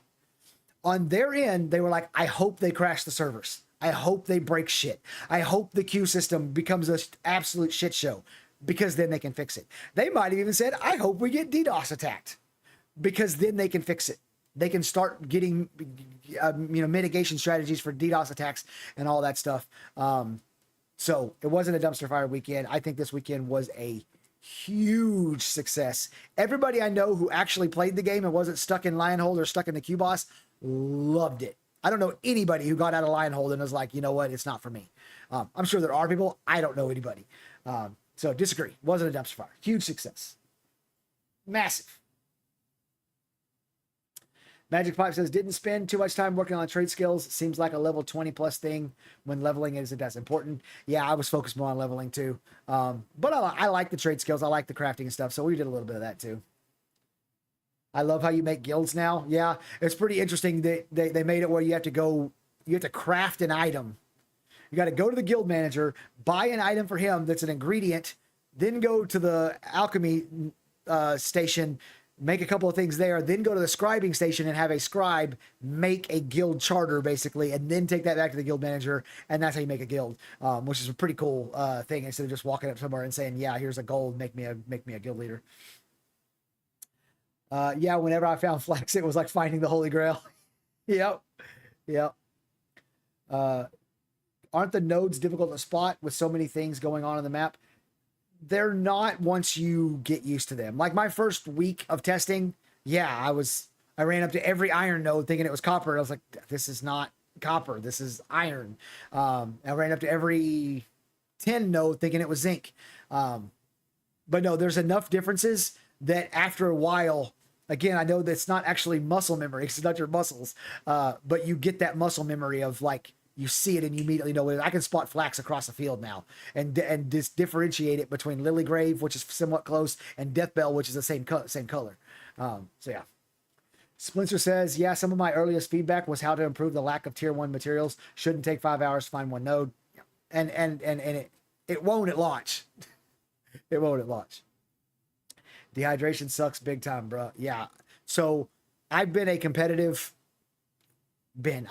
a competitive flag football player, traveled around the country, played on teams that, played for tens of thousands of dollars, of rewards and stuff. And I would go out there, bring like a bottle of water and play football all day long and have no problem. I've been coaching for years and years and years, being out on the fields, no problem. And this year, man, I went out there, brought my one bottle of water like I always bring, and I was definitely suffering from dehydration. And when I finally got home and I put a wet towel over my neck and started drinking some Gatorade, obviously that makes a big difference. And it revived, it came back, but it took a while, and I was just like, I couldn't breathe, I couldn't think, I couldn't do. There was nothing. It sucked, and now I got no footage because of it. Vex says, what's your method of making money? I struggled making enough to even try for a wolf mount. There are several ways to make money. One of the ways to make money that's kind of easy, especially early game money, if you're just trying to get a few silver together for some sorty stuff. It's hard now because there were so many people and the nodes weren't responding and stuff, but you can literally go out and just farm. Like there's fields full of daffodils and snowdrop. If you go farm all of those, every stack is worth a silver. So that's one way. But no, the best way is to get in a grind group and kill the highest level stuff you guys can comfortably and efficiently kill. It drops plenty of glint. You sell your glint. That's it. It's the best way right now. And I'm sorry, the events. Do events. A lot of the events drop 60, 70, 80 glint. That's 7, what is that, like 10 silver or something like that?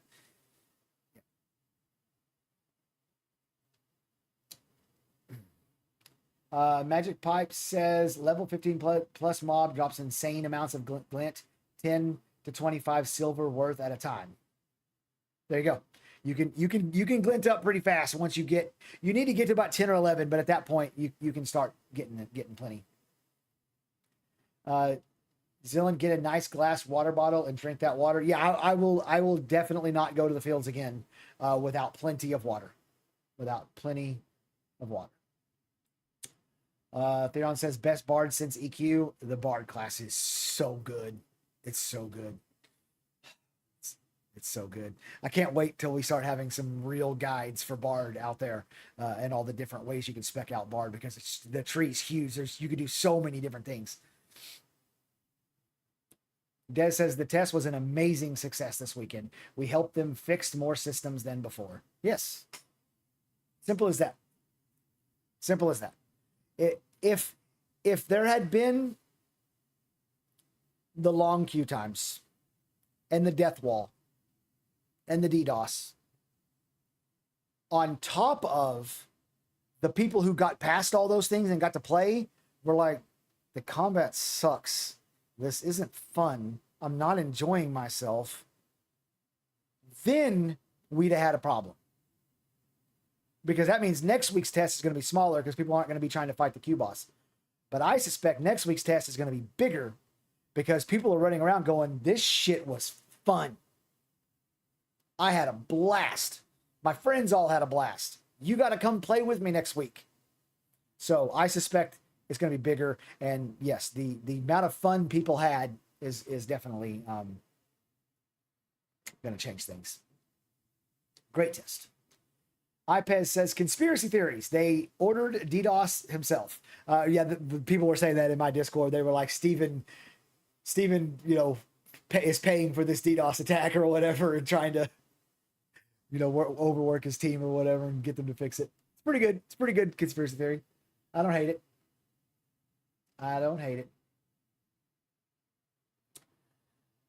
Clever guy, one of my guildies, says, I had a blast for what little I got to play. Life is still happening. DDoS happens. We got lots more to experience.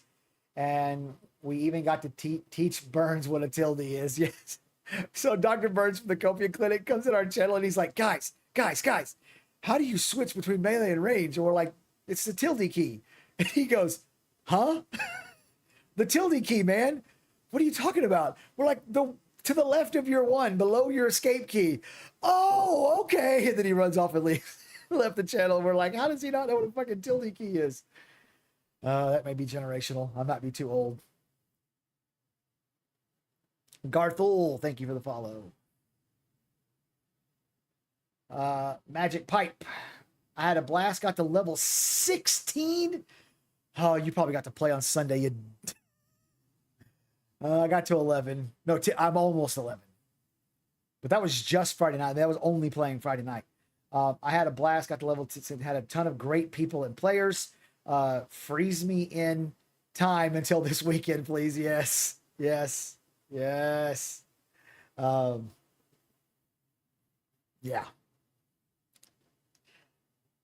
I'm in a weird position where I basically work part-time.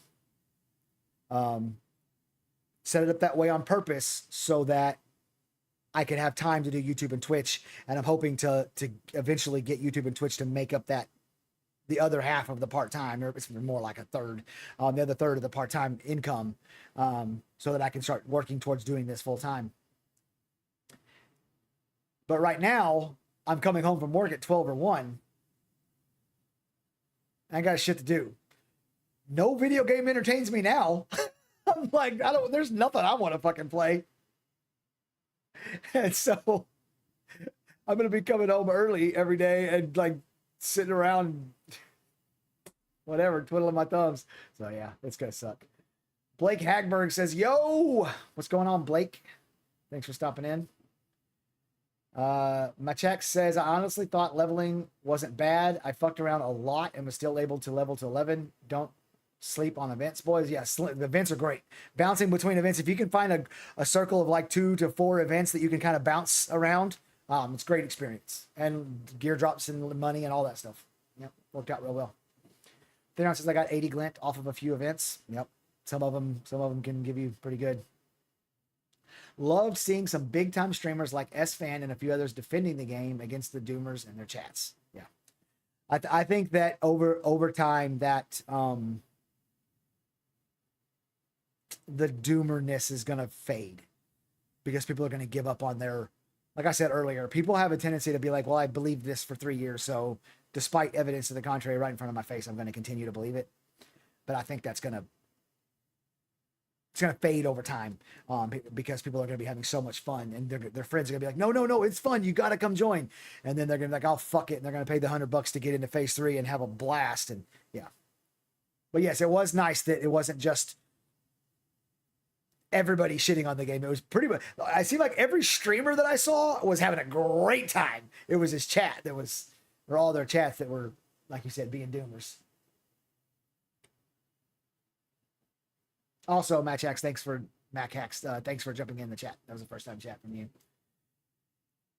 Oh, all right.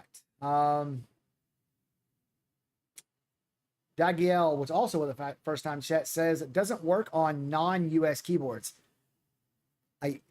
Okay. I mean, Dr. Burns is in the US, so he has no excuse. I remapped it to pushing down on the mouse wheel. So that's how I switch between action and tab. I just found out about Ash's Codex. Time to learn. Yeah, there's a lot of information on Ash's Codex, guys. If you're wanting to,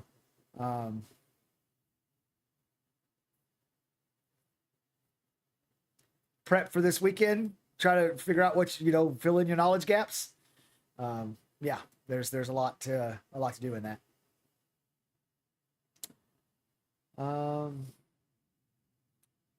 Do you feel Steve and Intrepid will work out these DDoS attacks?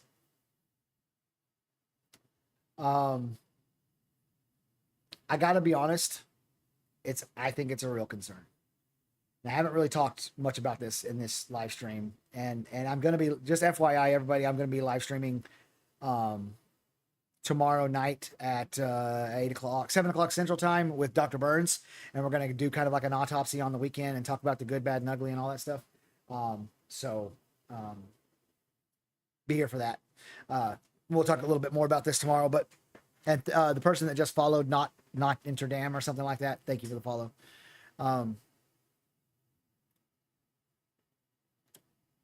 I spent a little time studying DDoS attacks since yesterday. Obviously, I wanted to know a little bit about them, what causes them, why they happen, what can be done to defend them, who are the bad actors that are doing them, all that stuff.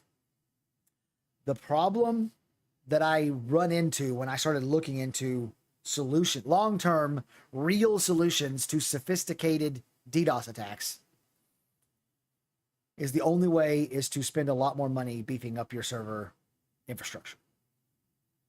That's it. That's the only way. From what I've read, from what I can tell, Pirate Software said almost the exact same thing.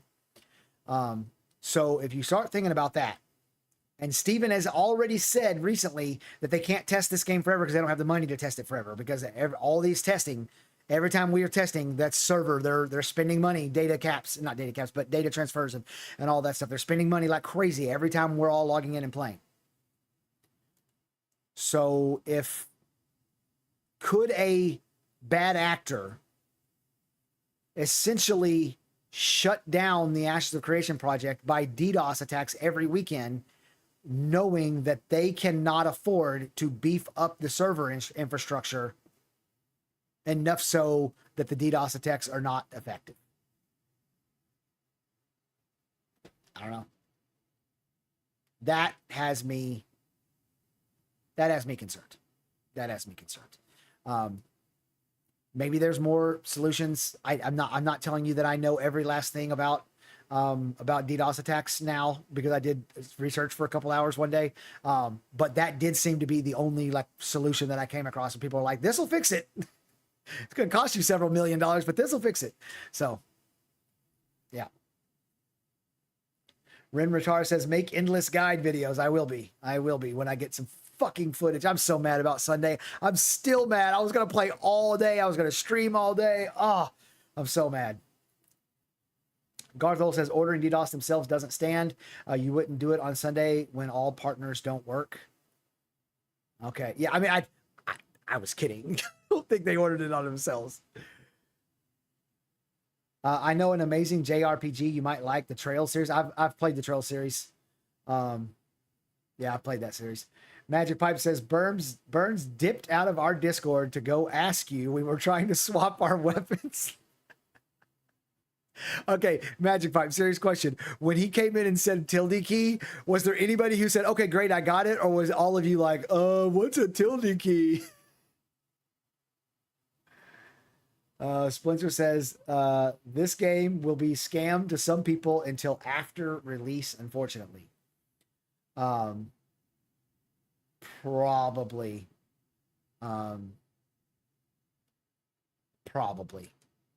certain people definitely. It's like you just can't see the what's right in front of your face. I just don't understand it. Like you wouldn't. You don't trigger me now, Spencer. You wouldn't run an Alpha 2 test if you were trying to scam people. They're literally costing themselves millions and millions of dollars running this fucking test. You wouldn't do that. You would just dip out now and take your money. Rin Ratar, thank you for the sub, man. I appreciate it. It's so dumb. It's so dumb. Even if you think they're trying to do some kind of long con, it doesn't make any fucking sense. It's just dumb. Dagiel says, yo, been watching your vids for a while. Nice to see you live on Twitch. Yep, it'll be a lot more. I'll be live on Twitch a lot more going forward. And I'm live on YouTube for the record.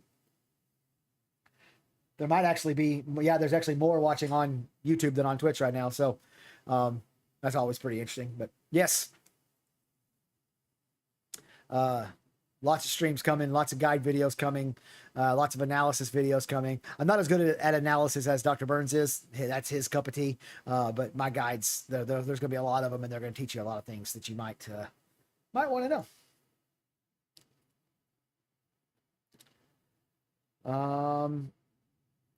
The servers are Amazon Web Service. So that would be an Amazon problem in a partial way. I don't understand that. Maybe so that would be Amazon problem in a partial. Okay. So. Okay. Yeah. Maybe, but yeah, man, I don't know. I don't know enough about fucking DDoS attacks and server infrastructure. I don't know. I understand some shit. Yeah, but that, it's limited. What the fuck do I know? I'm just an idiot. Magic Pipe says, no, we got it. I'm glad you guys all got it. Burns has got to be in the top 95% of IQ on Earth. He's really, really, really smart. And he didn't know what to do. That doesn't even compute for me. How did you not know what that was? Magic Pipe says, I had already dragged it onto my bar at that point to just do it manually. Oh, interesting. I'm telling you, middle mouse wheel. Push down on the middle mouse wheel. That's the best swapping thing. For swapping action and tab. It's great. Yeah, that's the business right there. Arctic Rat King says, do you think 500 v 500 node wars are realistic? I'm going to separate that out into two questions. I'm going to add a question that you didn't actually ask. One is it realistic? And number two, should it be done? I think it's realistic. Steven said it was realistic just a couple of weeks ago on one of the streams with, I think Nice Gaming, with the Voices of Era. He said they're pretty comfortable with 250 or 350 versus 350. One of those two. Now, and the way things are going, the way things are progressing, all that stuff. He's saying, yeah, it's absolutely, we can do that. So, I think it's realistic. Question. Should they do? Is it a good idea? Would it be fun? Bigger is not necessarily better. More players is not necessarily better. So we already know that at least early on, and this may change sometime in the future, but at least now they plan on having the node sieges, the castle sieges be instance, not the node wars, but the castle sieges. Is there something for 500 players to do? Is there something for 1,000 players to do? If it's just two big groups shooting at each other, is that really better? Is it more fun? I don't know. I don't see how it would be, to be honest. But, you look at what they showed us in the Node Wars, and you look at what we actually experienced during Alpha 1, with the castle sieges. There were so many objectives, so many different things to do. The dragon bosses that give a bonus to whoever kills it. And there was like a secret way that you could go into through the sewers to get into the castle. And he's talked about like an instanced, where you go send like a party of 8 to go do something that might make give you a buff or a debuff, and the other team might send a party of 8 to go try to stop you. Like, you start getting into a bunch of stuff like that, so that the node war is broader than just 2 big siege lines pushing back and forth and slinging ranged weapons at each other. It could be good, but they have got to find that spot where there's something more to do than just, that, like I said, that line where the 2 people, 2 sides just kind of go back and forth because nobody wants to rush in. That happens so much in these giant PvP games. They got to find some other stuff to do. But if they do that, then yes, 500 v 500 is possible, because they're saying that it absolutely is. Steven said he thinks it's going to happen.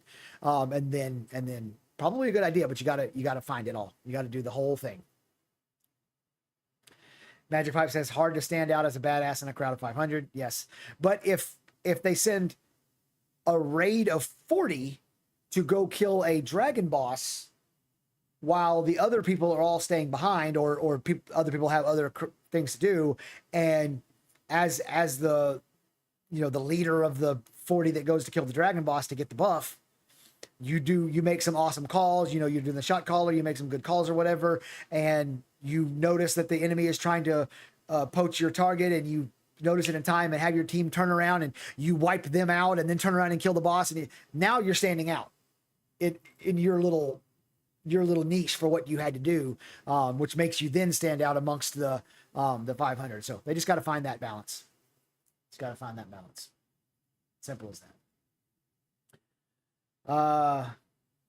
Arctic says, I agree with bigger is it better. An alliance of 3-4 smaller guilds could at the moment could band together up to 250 people. Right, and it'll be 1,200 people in at launch. So you're not even taking your entire alliance into these castle sieges and node wars. So, I mean, it's a pretty big deal. Xenoteric says, I had a good time when I was able to play this weekend. Hoping all the data they collected relating to server and network issues goes a long way to making them more robust quickly. Zenith, I've said this a few times before, and I'll reiterate it here since you're here. The rate of improvement these boys have done is crazy.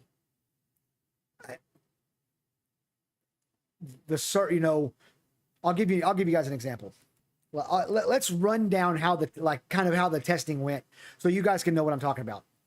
The first tests we did, I said this earlier, they literally logged people in, 20 people at a time. There was I want to say there was 600 people, maybe 500 people in the Discord, in the main stage of the Discord. And they said, we want you guys to break out into groups of about 100 into different voice channels in the Discord, and there's going to be an intrepid employee in there who's going to tell you what to do.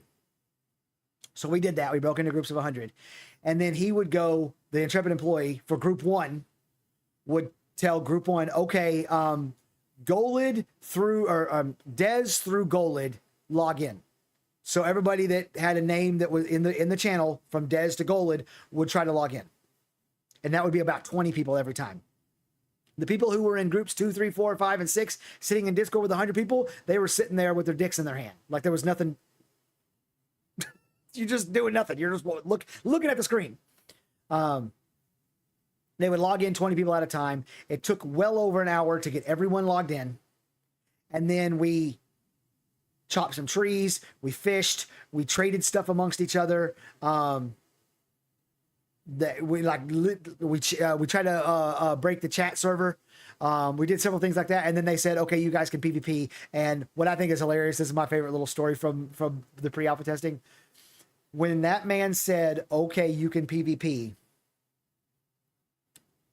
there was no attempt whatsoever to be like, okay, you guys are going to be this group, we're going to be this group, we're going to fight it out, or let's get 2 raid groups together, or no. That man, there were fireballs flying across the world before he got the second P in PvP out. It was a fucking melee brawl in a big wide open field. It was insane. The next test, they said, okay, everybody log in at the same time. So the first test, they couldn't even log us in everybody at the same time. The next test, they said, okay, log in everybody at the same time. And that, for the most part, worked. It caused some issues or whatever because there were some problems with logging that many people on at the same time because it was 400 or 500 people. And then they went to, we did our testing and it was kind of a similar test. They gave us like 10 minutes at the end to just run around and explore, which was cool. That was the first time we got to like really explore Vera for any amount of time. The next test, they had a queue system in place.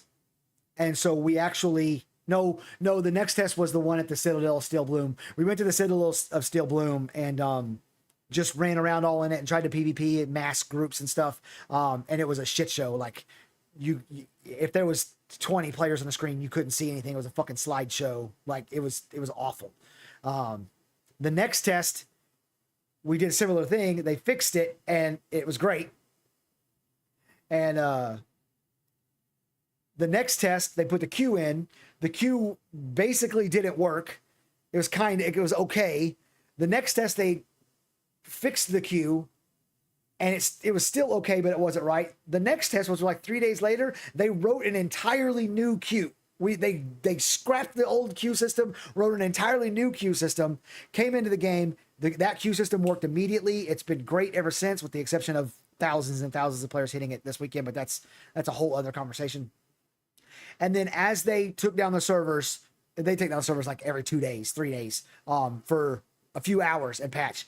It got better and better and better and better and better every time. Got better. So they have an entire week to take these servers down to analyze what happened. They said they discovered some deep issue. They were saying that late Saturday night. So yes, the improvement is going to be crazy. I can't wait for you guys to see that part of it. It's going to be nuts. And I've been saying by Christmas, I think this game's going to be a runaway smash success. Everybody's going to be playing it. Everybody's going to be buying their way into it. If you're an MMO player, you're going to want to be here by Christmas because the servers are going to be legit. Everything's going to be good, and the combat is incredible. Des said it'd be fun if they spread out to make more a team's objectives spread around, over the region of influence. Yeah, that's what I said. Splinter said war is hell. War also never changes, so you know. Yeah, war's crazy. Des says, Zillan, remember climbing the walls to sneak in the castle? Yes, that's an old Dark Age of Camelot thing. In the castle sieges in Dark Age of Camelot, the certain classes could climb the walls and sneak up and basically ninja castles by killing the castle guard while everybody's out front defending it. They just stealth climb up the walls. That's crazy. Squatch says, for Castle Wars, I just want to see if you die, you are out. Combat res is okay, but no respawning to Zerg. For Castle Wars. Squatch, what they have is a res sickness thing. You have 10 minutes of res sickness where you have diminished capabilities after you die. And so if you die again, you have res sickness times 2, and die again, res sickness times 3, etc. So it allows one side to slowly gain an advantage, and eventually that advantage becomes too big to overcome, and then they overwhelm you. So they've said that's how that's going to work. I don't think you're going to have if you die, you're out. That'd be an interesting. I kind of like that for mayorship of military nodes. An almost Fortnite battle royale style, apocalypse style, where if you die, you're out, and the last one standing is the mayor of the node for the next 30 days. I think that'd be fucking great. Garthel says, I wonder if they share how many people actually connected over the weekend. Yeah, I don't know. He did say that they were getting 8 to 10K people trying to connect during the DDoS attack, because people were asking, can I still try to connect? And he was like, yeah, 8 to 10 of y'all trying to connect is not affecting our, the 240 million other ones or whatever. Mark Mashad, thank you for the follow. Appreciate it, man. But yeah.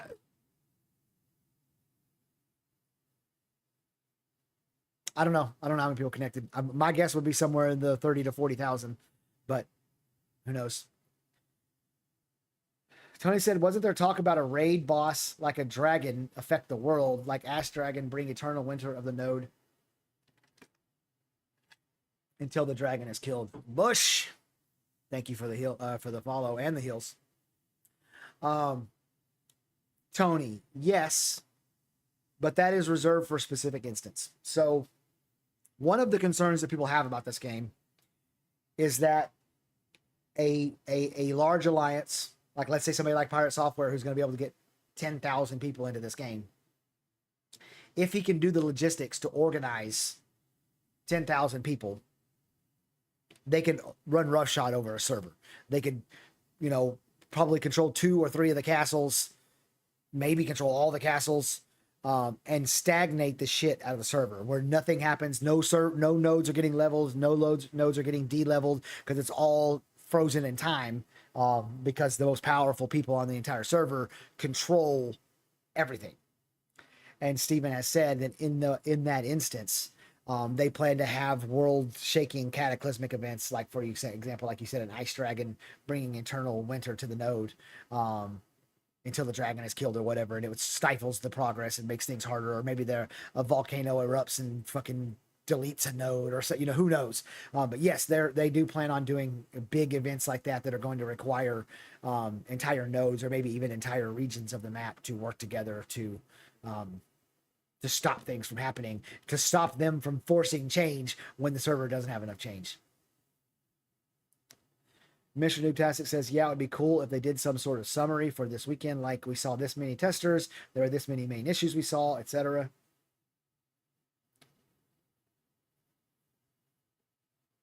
Yeah. Yeah. No, that would be cool. I would like to see that. I don't think they're going to share that information with us, but that would be cool. That would be cool. Bush said, cheers, dude. Had a great time this weekend with the guild. Yes. Man, I had a blast. I can't wait. Somebody mentioned earlier that they were just pacing back and forth in their flat, clutching their keyboard. And that's all they expect to do for the next week. And that's more or less where I am. I'm just like, fuck, man, I need this. Oh, man. So.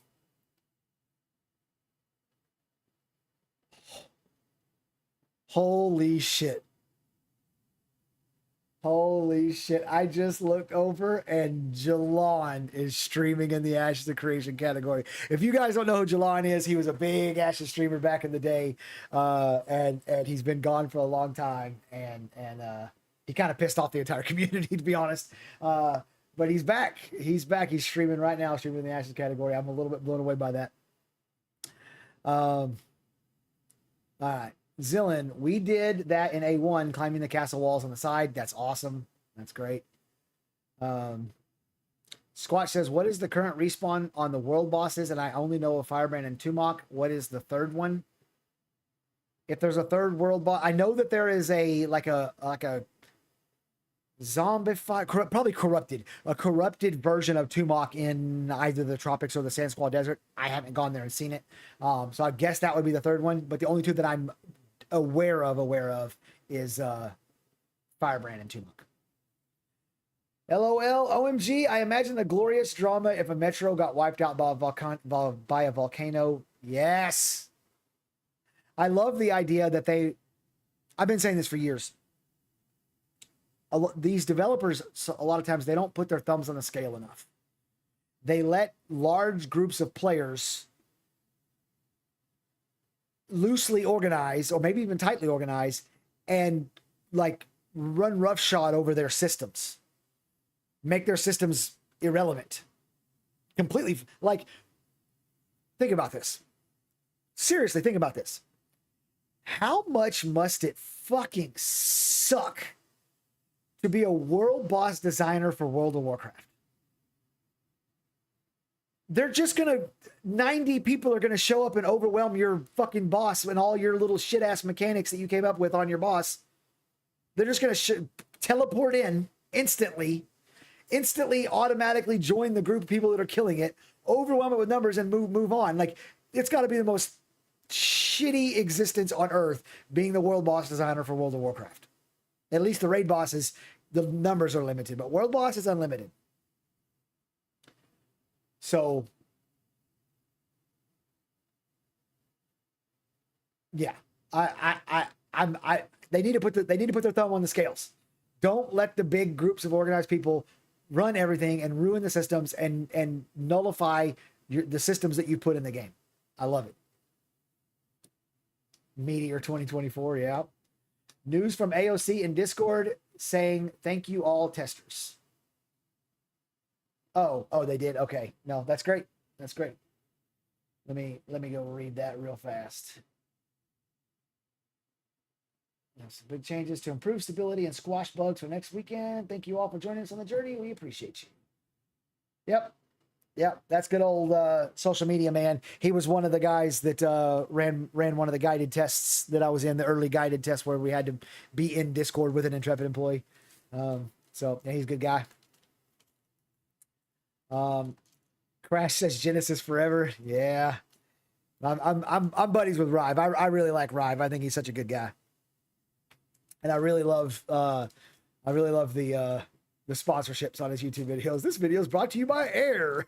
Thanks, Air. It's so ridiculous. I love it. Larago said he is the one that I originally followed for Ashes, being Jalon. Yeah, he was a big deal for quite some time, and it just slowly started to deteriorate where he was angrier and angrier and angrier about the game and the direction the game was going, and he hated Margaret. He called Margaret some pretty nasty names live on stream and stuff. So you know, I remember one of the most viewed videos on my channel is a video where I addressed the drama and I talked about that situation, and I advised Jalon to step away for a little while. I said, hey, look, man, we all get too big for our britches every once in a while. I've done it. Probably everybody reading chat has done it. Sometimes you get too big for your britches and you need to just step back, come back in. We love an underdog story. We love a comeback story. If you come back and you're, you know, a lot more chill, I'm sure you'll, you know, reclaim your place real fast. So I haven't watched the stream, but I'm curious if he's still, in there berating everybody and telling everybody how stupid they are for not agreeing with him. Or if he's changed his mind, changed his tune. Squatch said, should you raid him when done? I will not be raiding him when done. I can assure you of that. Des says, my only downside to this weekend was not seeing Organized Chaos on the same Vira, but one day we may be on the same server. Yeah, as long as you're on the same server with those 4 creators, I will never be on their server, period. End of discussion. I don't care. Those four are fucking snakes in the ground, and I don't want to see their names. So you're gonna have to find a server that doesn't include any one of those 4 pieces of shit, and then we'll talk. Amarone says, same Jalon, same bit of an a-hole, same Jalon that went after his AOC competitor streamers with copyright strikes, same attitude and pretentiousness. So if you loved all that, yeah, Jalon is there. Damn, man. Is it bad that I was hoping that he would change this tune? I want to see the best in people. I want to believe the best in people, man.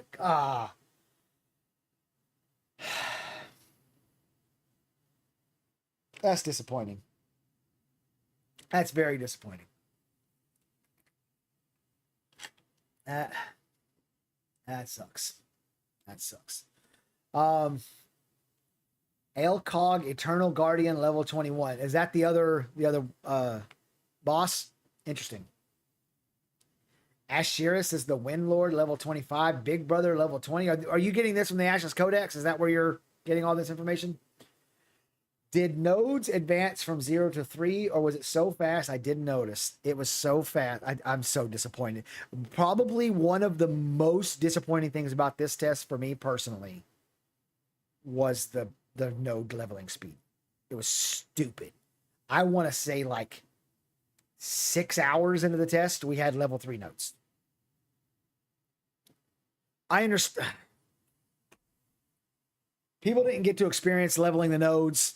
Now everybody's just gonna let's just say this weekend that they did the most amazing patch jobs in the history of ever, and now everybody can just get past the Q boss and get into the game and play. Everybody that wants to play can play. Okay, well, they all missed the node leveling experience. That's a big part of this fucking game. I don't understand why they turned the node leveling up to 1 billion. But they did. And yes, level 3 nodes happened very, very fast. As I said, above same July. That sucks.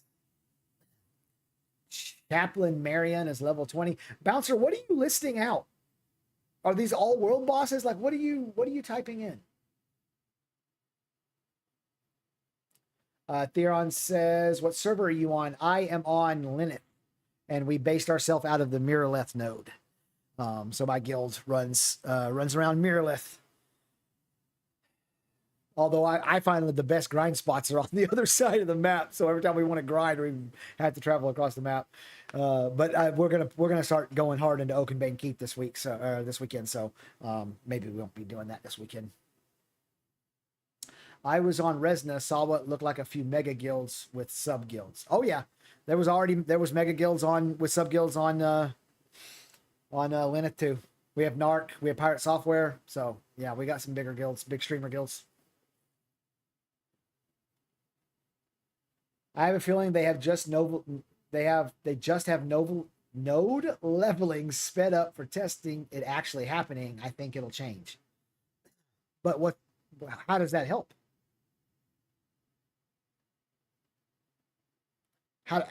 We already tested the change, and we did that in some of the early testing. We knew it would change.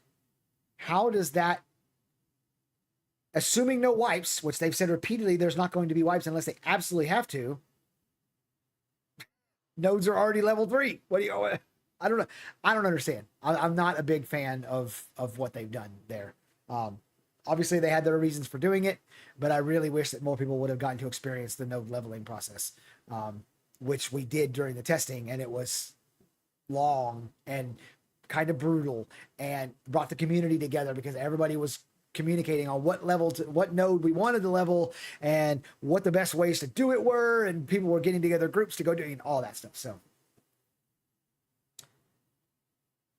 I remember Intrepid saying they were going to be hiding things in the game, whatever that means. Find anything yet that might hint to what they're talking about, maybe quest related, not sure.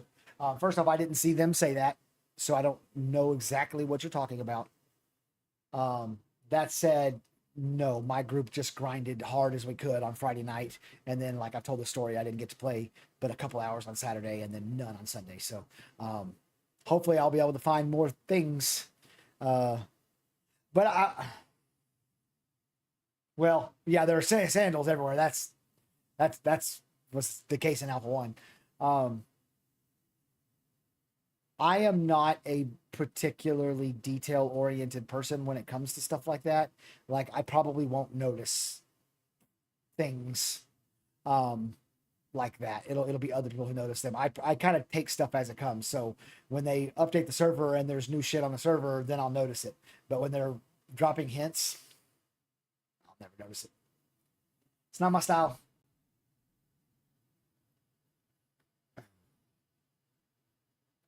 What server are you playing on? I hate there is no friends list. Squatch, we were playing on Linux. What guild are you with? Squatch? I can't remember.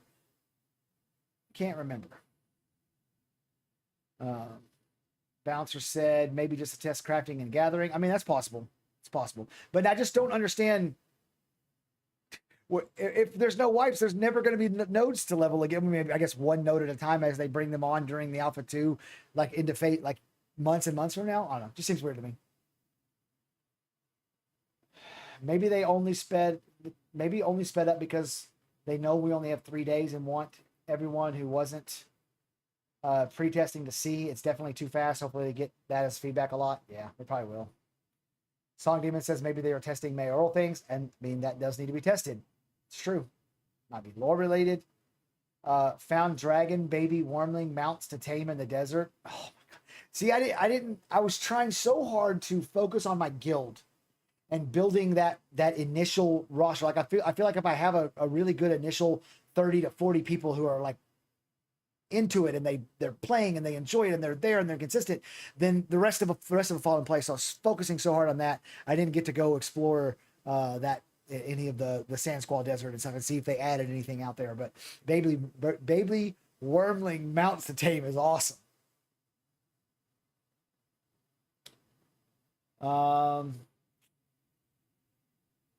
Hey buddy, this is Peon at work listening in. Was good to see you guys out there this week. Yeah, man, we saw you several times, or at least I think it was you. Just name was Peon. Yeah, it was good to see you out there. Thanks for stopping in the stream. It's been crazy. Pirate Software, when he was gathering herbs, a hidden quest popped out. Maybe it was this. Okay, I didn't see that. Exactly my thought. Had to hurry and get mayoral commission system running so peeps had things to do. Maybe to allow Guild Wars 2. Yeah, that's possible. That's possible. I'm with Burns. That's right. You told me that. I forget every time, Squatch. I forget every time.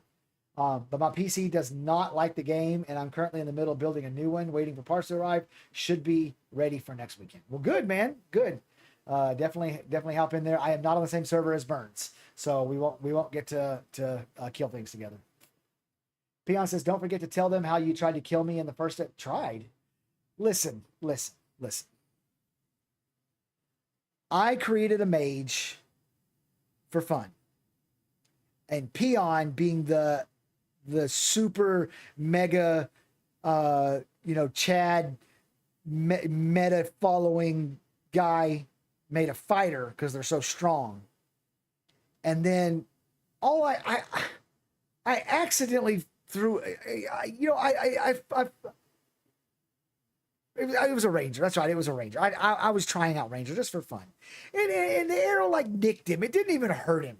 I thought we weren't gonna fight over it because it was an accident. And all of a sudden, I have this fighter come lump in my face and chop me down and kill me, and then he's gonna brag about it for the next 6 months.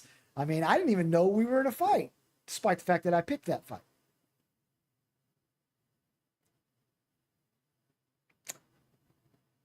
Thoughts on combat? Keep hearing mixed reviews. Song Demon, I don't know what you're talking about because the combat is awesome. It's so much fun, and I haven't seen anybody say the opposite. Now, I haven't been looking real hard, but I haven't seen anybody say that the combat's bad. The combat is awesome. It's so fluid. The movement, the way the character feels when you move, all that is absolutely top tier. It is as good as you are going to find in the MMO genre. And then they've done a great job of having all the different classes in the game have roles that they fill in group content. And so you're really looking for a group that has the majority of the roles, majority of the classes, and it is a lot of fun. So I don't know where people are saying combat's bad, but those people need, the lobotomy probably. Lulu says, I keep seeing people say, oh, I'm hearing so much negativity, but I see positivity.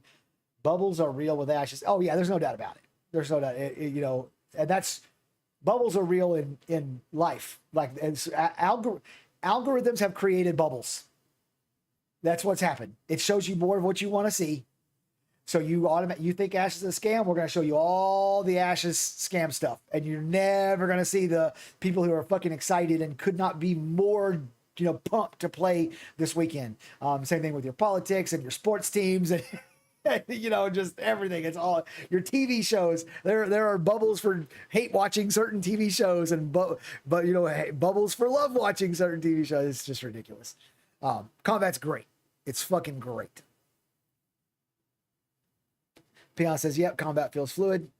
Peon, you are on Linux, right? That is you that I saw running around half the time, correct? Am I wrong about that? Mr. Noobtastic says, only peeps in chats have said nonsense about the combat, but every single streamer I've watched loved it 100%. Yep, that's exactly right. Squatch says, I never got to test this part, but when you add talent points, can you add the points to the same talent to make that one skill better and better, or are you forced to pick another skill in the tree? You cannot put more points on the same skill. However, you can and this took me to the almost end of testing Saturday morning for me to figure this out. So like, for example, on Whirlwind, you pick the Whirlwind skill, and then it's got 2 branches. One of them makes it where when Whirlwind ends, you do like an uppercut with your sword and hit everything that's in front of you. And the other one makes it where after Whirlwind ends, you continue spinning and using up your momentum, which is your class ability, your class ability, whatever. You continue spinning and use up your momentum. And so I've been using the one on the left, the one that where you continue spinning. Resource, that's the word. Thank you, Lulu. Jesus, man, brain. Anyways, I've been using the one where you continue spinning because it's more AoE damage over time. But then one day I was like, I wonder if I could get both. And I clicked, and you can get both. So if you have an ability that has multiple branching ways that you can alter that ability, you can choose both. So now I start spinning. I use the rally cry ability, which gives you momentum for every party member you buff with it and every enemy you debuff with it. So keep in mind, they gather 12 guys in one area. I go up, I hit rally cry, I have full momentum. I hit Whirlwind. I sit there and spin for like 15 seconds and do a ass load of damage, and then I back up at the last minute when my momentum's about to run out, and then my character does the uppercut, and it's crazy. Zillion's a spinner, yeah. Spin to win, baby. Classic spin to win. So doing both, increased the damage that I was putting out by a lot.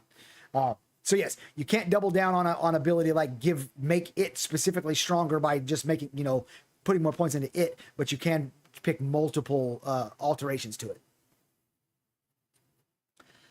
All the bosses I listed have named loot. Interesting, plus way more. Interesting. Okay. Well, thanks for going through that, Bouncer. You put it in the wrong place though. All that information needs to be in the guild Discord. I'm disappointed in you. Oh, okay. Splunch says the combat is on the right track, definitely in a positive position. I think it can be improved, but I still honestly a lot of credit for the loss. Yeah, I mean, there's obviously always improvement, but it's positioned really well, like you said. Like they found that right balance of the floatiness whenever it was pure split body, and the lack of control whenever it was pure root motion. They found that little balance where it feels good. Yeah, it feels great. I love the combat in this game. I can't wait to do it again this weekend. That'd be nice. I dropped my phone like an hour ago, and I thought I heard it vibrate just now. But I can't. Oh, no, it's way too far away. Fuck it. Okay, so Vex says, I actually love how they made the combos work, like burning, turning into conflagration, and so on. I played a lot of Guild Wars 2, which has a similar system, and I think Ashes does it better. Yeah, we were doing the conflagration thing, and it's crazy the how much damage goes out when you conflagrate. What would be the verb, the action word there? When you whatever, when you get conflagration on a mob, I mean, it's crazy damage. Peon says he's with Overlord. Okay, I thought so. That's good. Squatch says, since my computer wouldn't play it, I went over to my daughter's house and loaded it and played the test. It works. So then she is testing it all weekend. I had to laugh at her character name, Dixie Normus. I used to name all my fantasy football teams as in something as mine. My Dixie, Dixie, wrecked, RWREKED, like my Dixie wrecked. Oh, back in the day. Fighter is so much fun. Hopesec, you're not lying. It's funny. I did that tier list video. I don't know how many of you guys watched it, but I did that tier list video back before the launch of Alpha 2, and I had Fighter as a B. And even though I had it as a B, I knew I was probably going to play it because I like it and had fun. But it's definitely A tier, bordering on S tier. It's so good. It's it's so good, man. It's a lot of fun. Did you ever run into the WW never ending bug? No. The pulverize ability becomes real damn strong once it gets 100% crit on trip targets. Definitely a direct upgrade with a skill point. Yeah, what I'm saying is you can't pick pulver. You can't put 2 points into pulverize that skill itself. You have to pick the alteration to it that makes it stronger. And you can pick both alterations if it has to. I can't remember if it does or not. Will the server support the amount of players that will enter in 8th of November? I don't know. I don't know. I've been wondering if are they going to have to add servers. Here's what I would say. Only they know. They know how many people are going to be coming in on November 8th. So are they already thinking we're going to start a new server for these people? I don't know. I have no idea. I thought it really went well considering the amount of people were in one place. It wasn't too bad. You just had to get out of Linehold. Once you got out of Linehold, game pretty much worked. Nodes leveled up too fast, and there was no fucking copper anywhere on the map. But other than that, it was good. Because it seems like a lot of people is buying and winning some keys. Yes, there's going to be a big influx of players coming into this game. But in 2 weeks. Is that how fast? Is it 2 weeks? It's 2 weeks. All right. Osagurs. I ain't even trying to pronounce that. Oisogurs. Thank you for the follow, man. I appreciate it. Tanking is an S, and you can't tell me otherwise. Tank probably is S. Tank probably is an S. It's good. It's good. Bard and Tank are probably the two best. Cleric again is really, really good, especially in groups. Yeah, none of the classes are really that far behind. I particularly don't think the Ranger is that strong. I've seen some people think that it's real strong, but I don't notice it. But all the classes are pretty nice. I started as a fighter and then group in support, so I switched to Bard. Fighter was great. VR Stark. Thank you for the follow. Appreciate it, man. Lots and lots of people jumping in and watching Ash's live streams today. Squatch says they need to double the servers, but I understand if they don't. Maybe by November 8th they will. I don't know. I do know that if everybody that was trying to log in to the servers this weekend had been able to, the server would have been, there'd have been no place to farm shit. There'd have been nowhere where you could get yourself a nice little corner of the world and farm your own shit, because there was a lot of fucking people that couldn't get into the game this weekend. Oh God. Squatch says, so for phase 2, what days can we play? It's a bit confusing. They did not say. Someone said earlier that Steven said back during that stream that they would change the days, so it wouldn't be the same days every week. I hope they include weekends every time, but I don't know. I guess we'll play when the servers are up. Is Death Proxy still active? What is Death Proxy?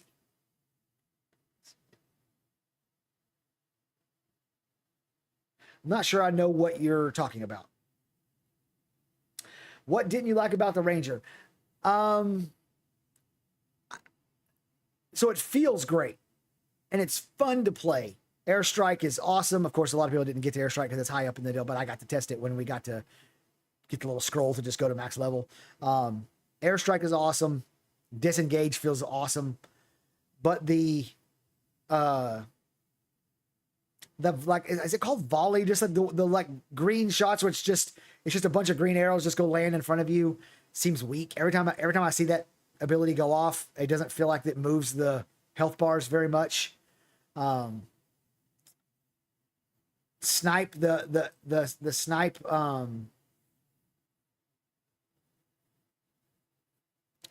animation is okay, but the time it takes to pull off the ability is a little long. The cast time's a little long on it. I don't know. It just didn't make my titties tingle. But the thing is that that's the way classes work. Like I'm gonna fall in love with certain things and other people aren't. And it's like if other people are having fun with Ranger, I'm thrilled for those people. That's awesome. Have fun with Ranger. Um, yeah, I'm gonna play fighter right now. I'll probably level a tank at some point during Alpha 2, and I suspect I will level a mage during Alpha 2. And then I'll probably try Summoner when Summoner gets here and try those. And I'll probably pick between those four for my final class for launch, but we're years away from that. Varsh says, have they updated us about the DDoS? I'm here late. No, then they're not going to. I think the update was yesterday, them saying, hey, look, we're under a sustained attack. There's no point in keeping this up. We're going to work on fixing it. So all we can do is hope that it doesn't happen again next weekend. Thor, God of Hammers, says, is it worth it to pick up a key? Okay, Thor. Me and you are going to have a conversation. Just me and you. Nobody else is here. Don't worry about them. Ashes of Creation Alpha 2 is a test. It's not a game. It's a test. And when you get into game, they have set things up such that it acts much like a test. They're going to remove certain features to force you to do certain things because they want you to test those specific things. It's a testing environment. The point of Alpha 2 is to help them test their systems, not just their servers. It's not just about the servers. Right now, it is just about the servers. They're trying to fix the servers. But as time goes on, it's going to be all about the systems, the balance, the classes, the nodes, the crafting, the gathering, all of it. And they're listening for feedback from all of us and taking all of our testing feedback into account. Like I said earlier, whenever you join a beta, like the New World beta is a good example. The game's finished. There's no changing it. They're doing balance and polishing and bug fixes. Alpha, the game's still in development. So if you want to have, to whatever small degree it'll be, your fingerprints on the design of this game, and you can deal with the fact that there might be wipes, there might be weekends where you planned on playing all weekend, but there was a fucking DDoS attack and so you can't play and all that stuff, it's absolutely worth $100. You're going to get way more than $100 worth of value, especially if you consider like $15 a month to play these games. For $100, you're going to play for a couple of years probably. So $15 times that, it's way more than your $100. So there's that. However, if you just want to play a video game and you don't want to be subject to the rigors of testing and all of the extra little bullshit that comes along with it, and you don't really care about having your fingerprints on the game, then no, it's not worth it. Just go play whatever. There's other games coming out. And we'll see you at launch. And that really is the best advice I can give on that. It really depends on your mindset and what you're trying to do. I want to influence this game. I want to make sure, I want to hold Steven's feet to the fire when it comes to things he said he wouldn't change. And make sure those things don't get changed when the casuals come in and say, oh my God, please make this game solo friendly. Please make this game not require me to have conversations with other people to get things done, stuff like that. So, answer your question. It's up to you, man. Depends on how you see things. Nobody says short bow feels good. I agree. Short bow feels way better than longbow. I don't like the way longbow feels at all, regardless of what class you're playing. If you mean Death Proxy as a guild, I don't think so. Death Proxy was a guild. And then Tony says old AOC YouTuber. So there was an old AOC YouTuber named Death Proxy. I have not heard of that person ever. And I've been pretty plugged into the AOC creator space for about 4 years. So he must be pretty old. The charge is way better for the volley attack. Is that what's going on? I'm only playing with trash ass rangers who don't charge their volley. Because I swear to God, every time the volley comes in, I'm like, I wouldn't even hit that button. It's not worth it. Splinter says, Cleric in its role healing a group feels pretty good. It takes a bit of getting used to. Your two big heals early on have 4-second cast time, so you have to pre-cast before the damage arrives on a very different cadence. That's interesting. That's very interesting. That is very, very interesting. Scallop says, was the tank wall ability working as intended? Seems it didn't block anything. Was super excited for it, and it was pretty much useless. I'm gonna say it wasn't working as intended because in the pre-testing it blocked people. And there are also multiple variations to that wall. There's a taller one, a longer one. There's a couple of different other ways the wall can come out once you get further up the tree. So I don't think that's working as intended. Tony says, I paid $150 on Kickstarter. Wow. All the way back in Kickstarter, huh? You had to pay more since then to get into the alpha too, right, Tony? Man, there's a lot of people streaming. A lot of people streaming Ash the Creation today. Well, I have to go ahead and start getting out of here. Oh, life's fast, man. Life is busy. I do appreciate all of you guys coming and hanging out while we talk about Ash the Creation today. Tomorrow, Tuesday, 7 p.m. Central Standard Time. I will be live streaming with Dr. Burns. I'm going to be more or less interviewing him or talking to him. We're going to have a conversation about this, basically what I'm calling an autopsy of this last weekend. We're going to go over everything that happened and the good, the bad, and the ugly, and all that stuff. We're going to get Burns's takes, and I'll have some more stuff that I was holding back and didn't really get into today. So definitely follow me on Twitch and YouTube, and be there at 7 o'clock tomorrow night, and we'll have a lot of fun talking about all of that nonsense. And for now, we are going to go over and raid Loreforged, because Loreforged is fucking awesome. And those guys are great. So let's go over there and hit them up. And I will see you guys tomorrow.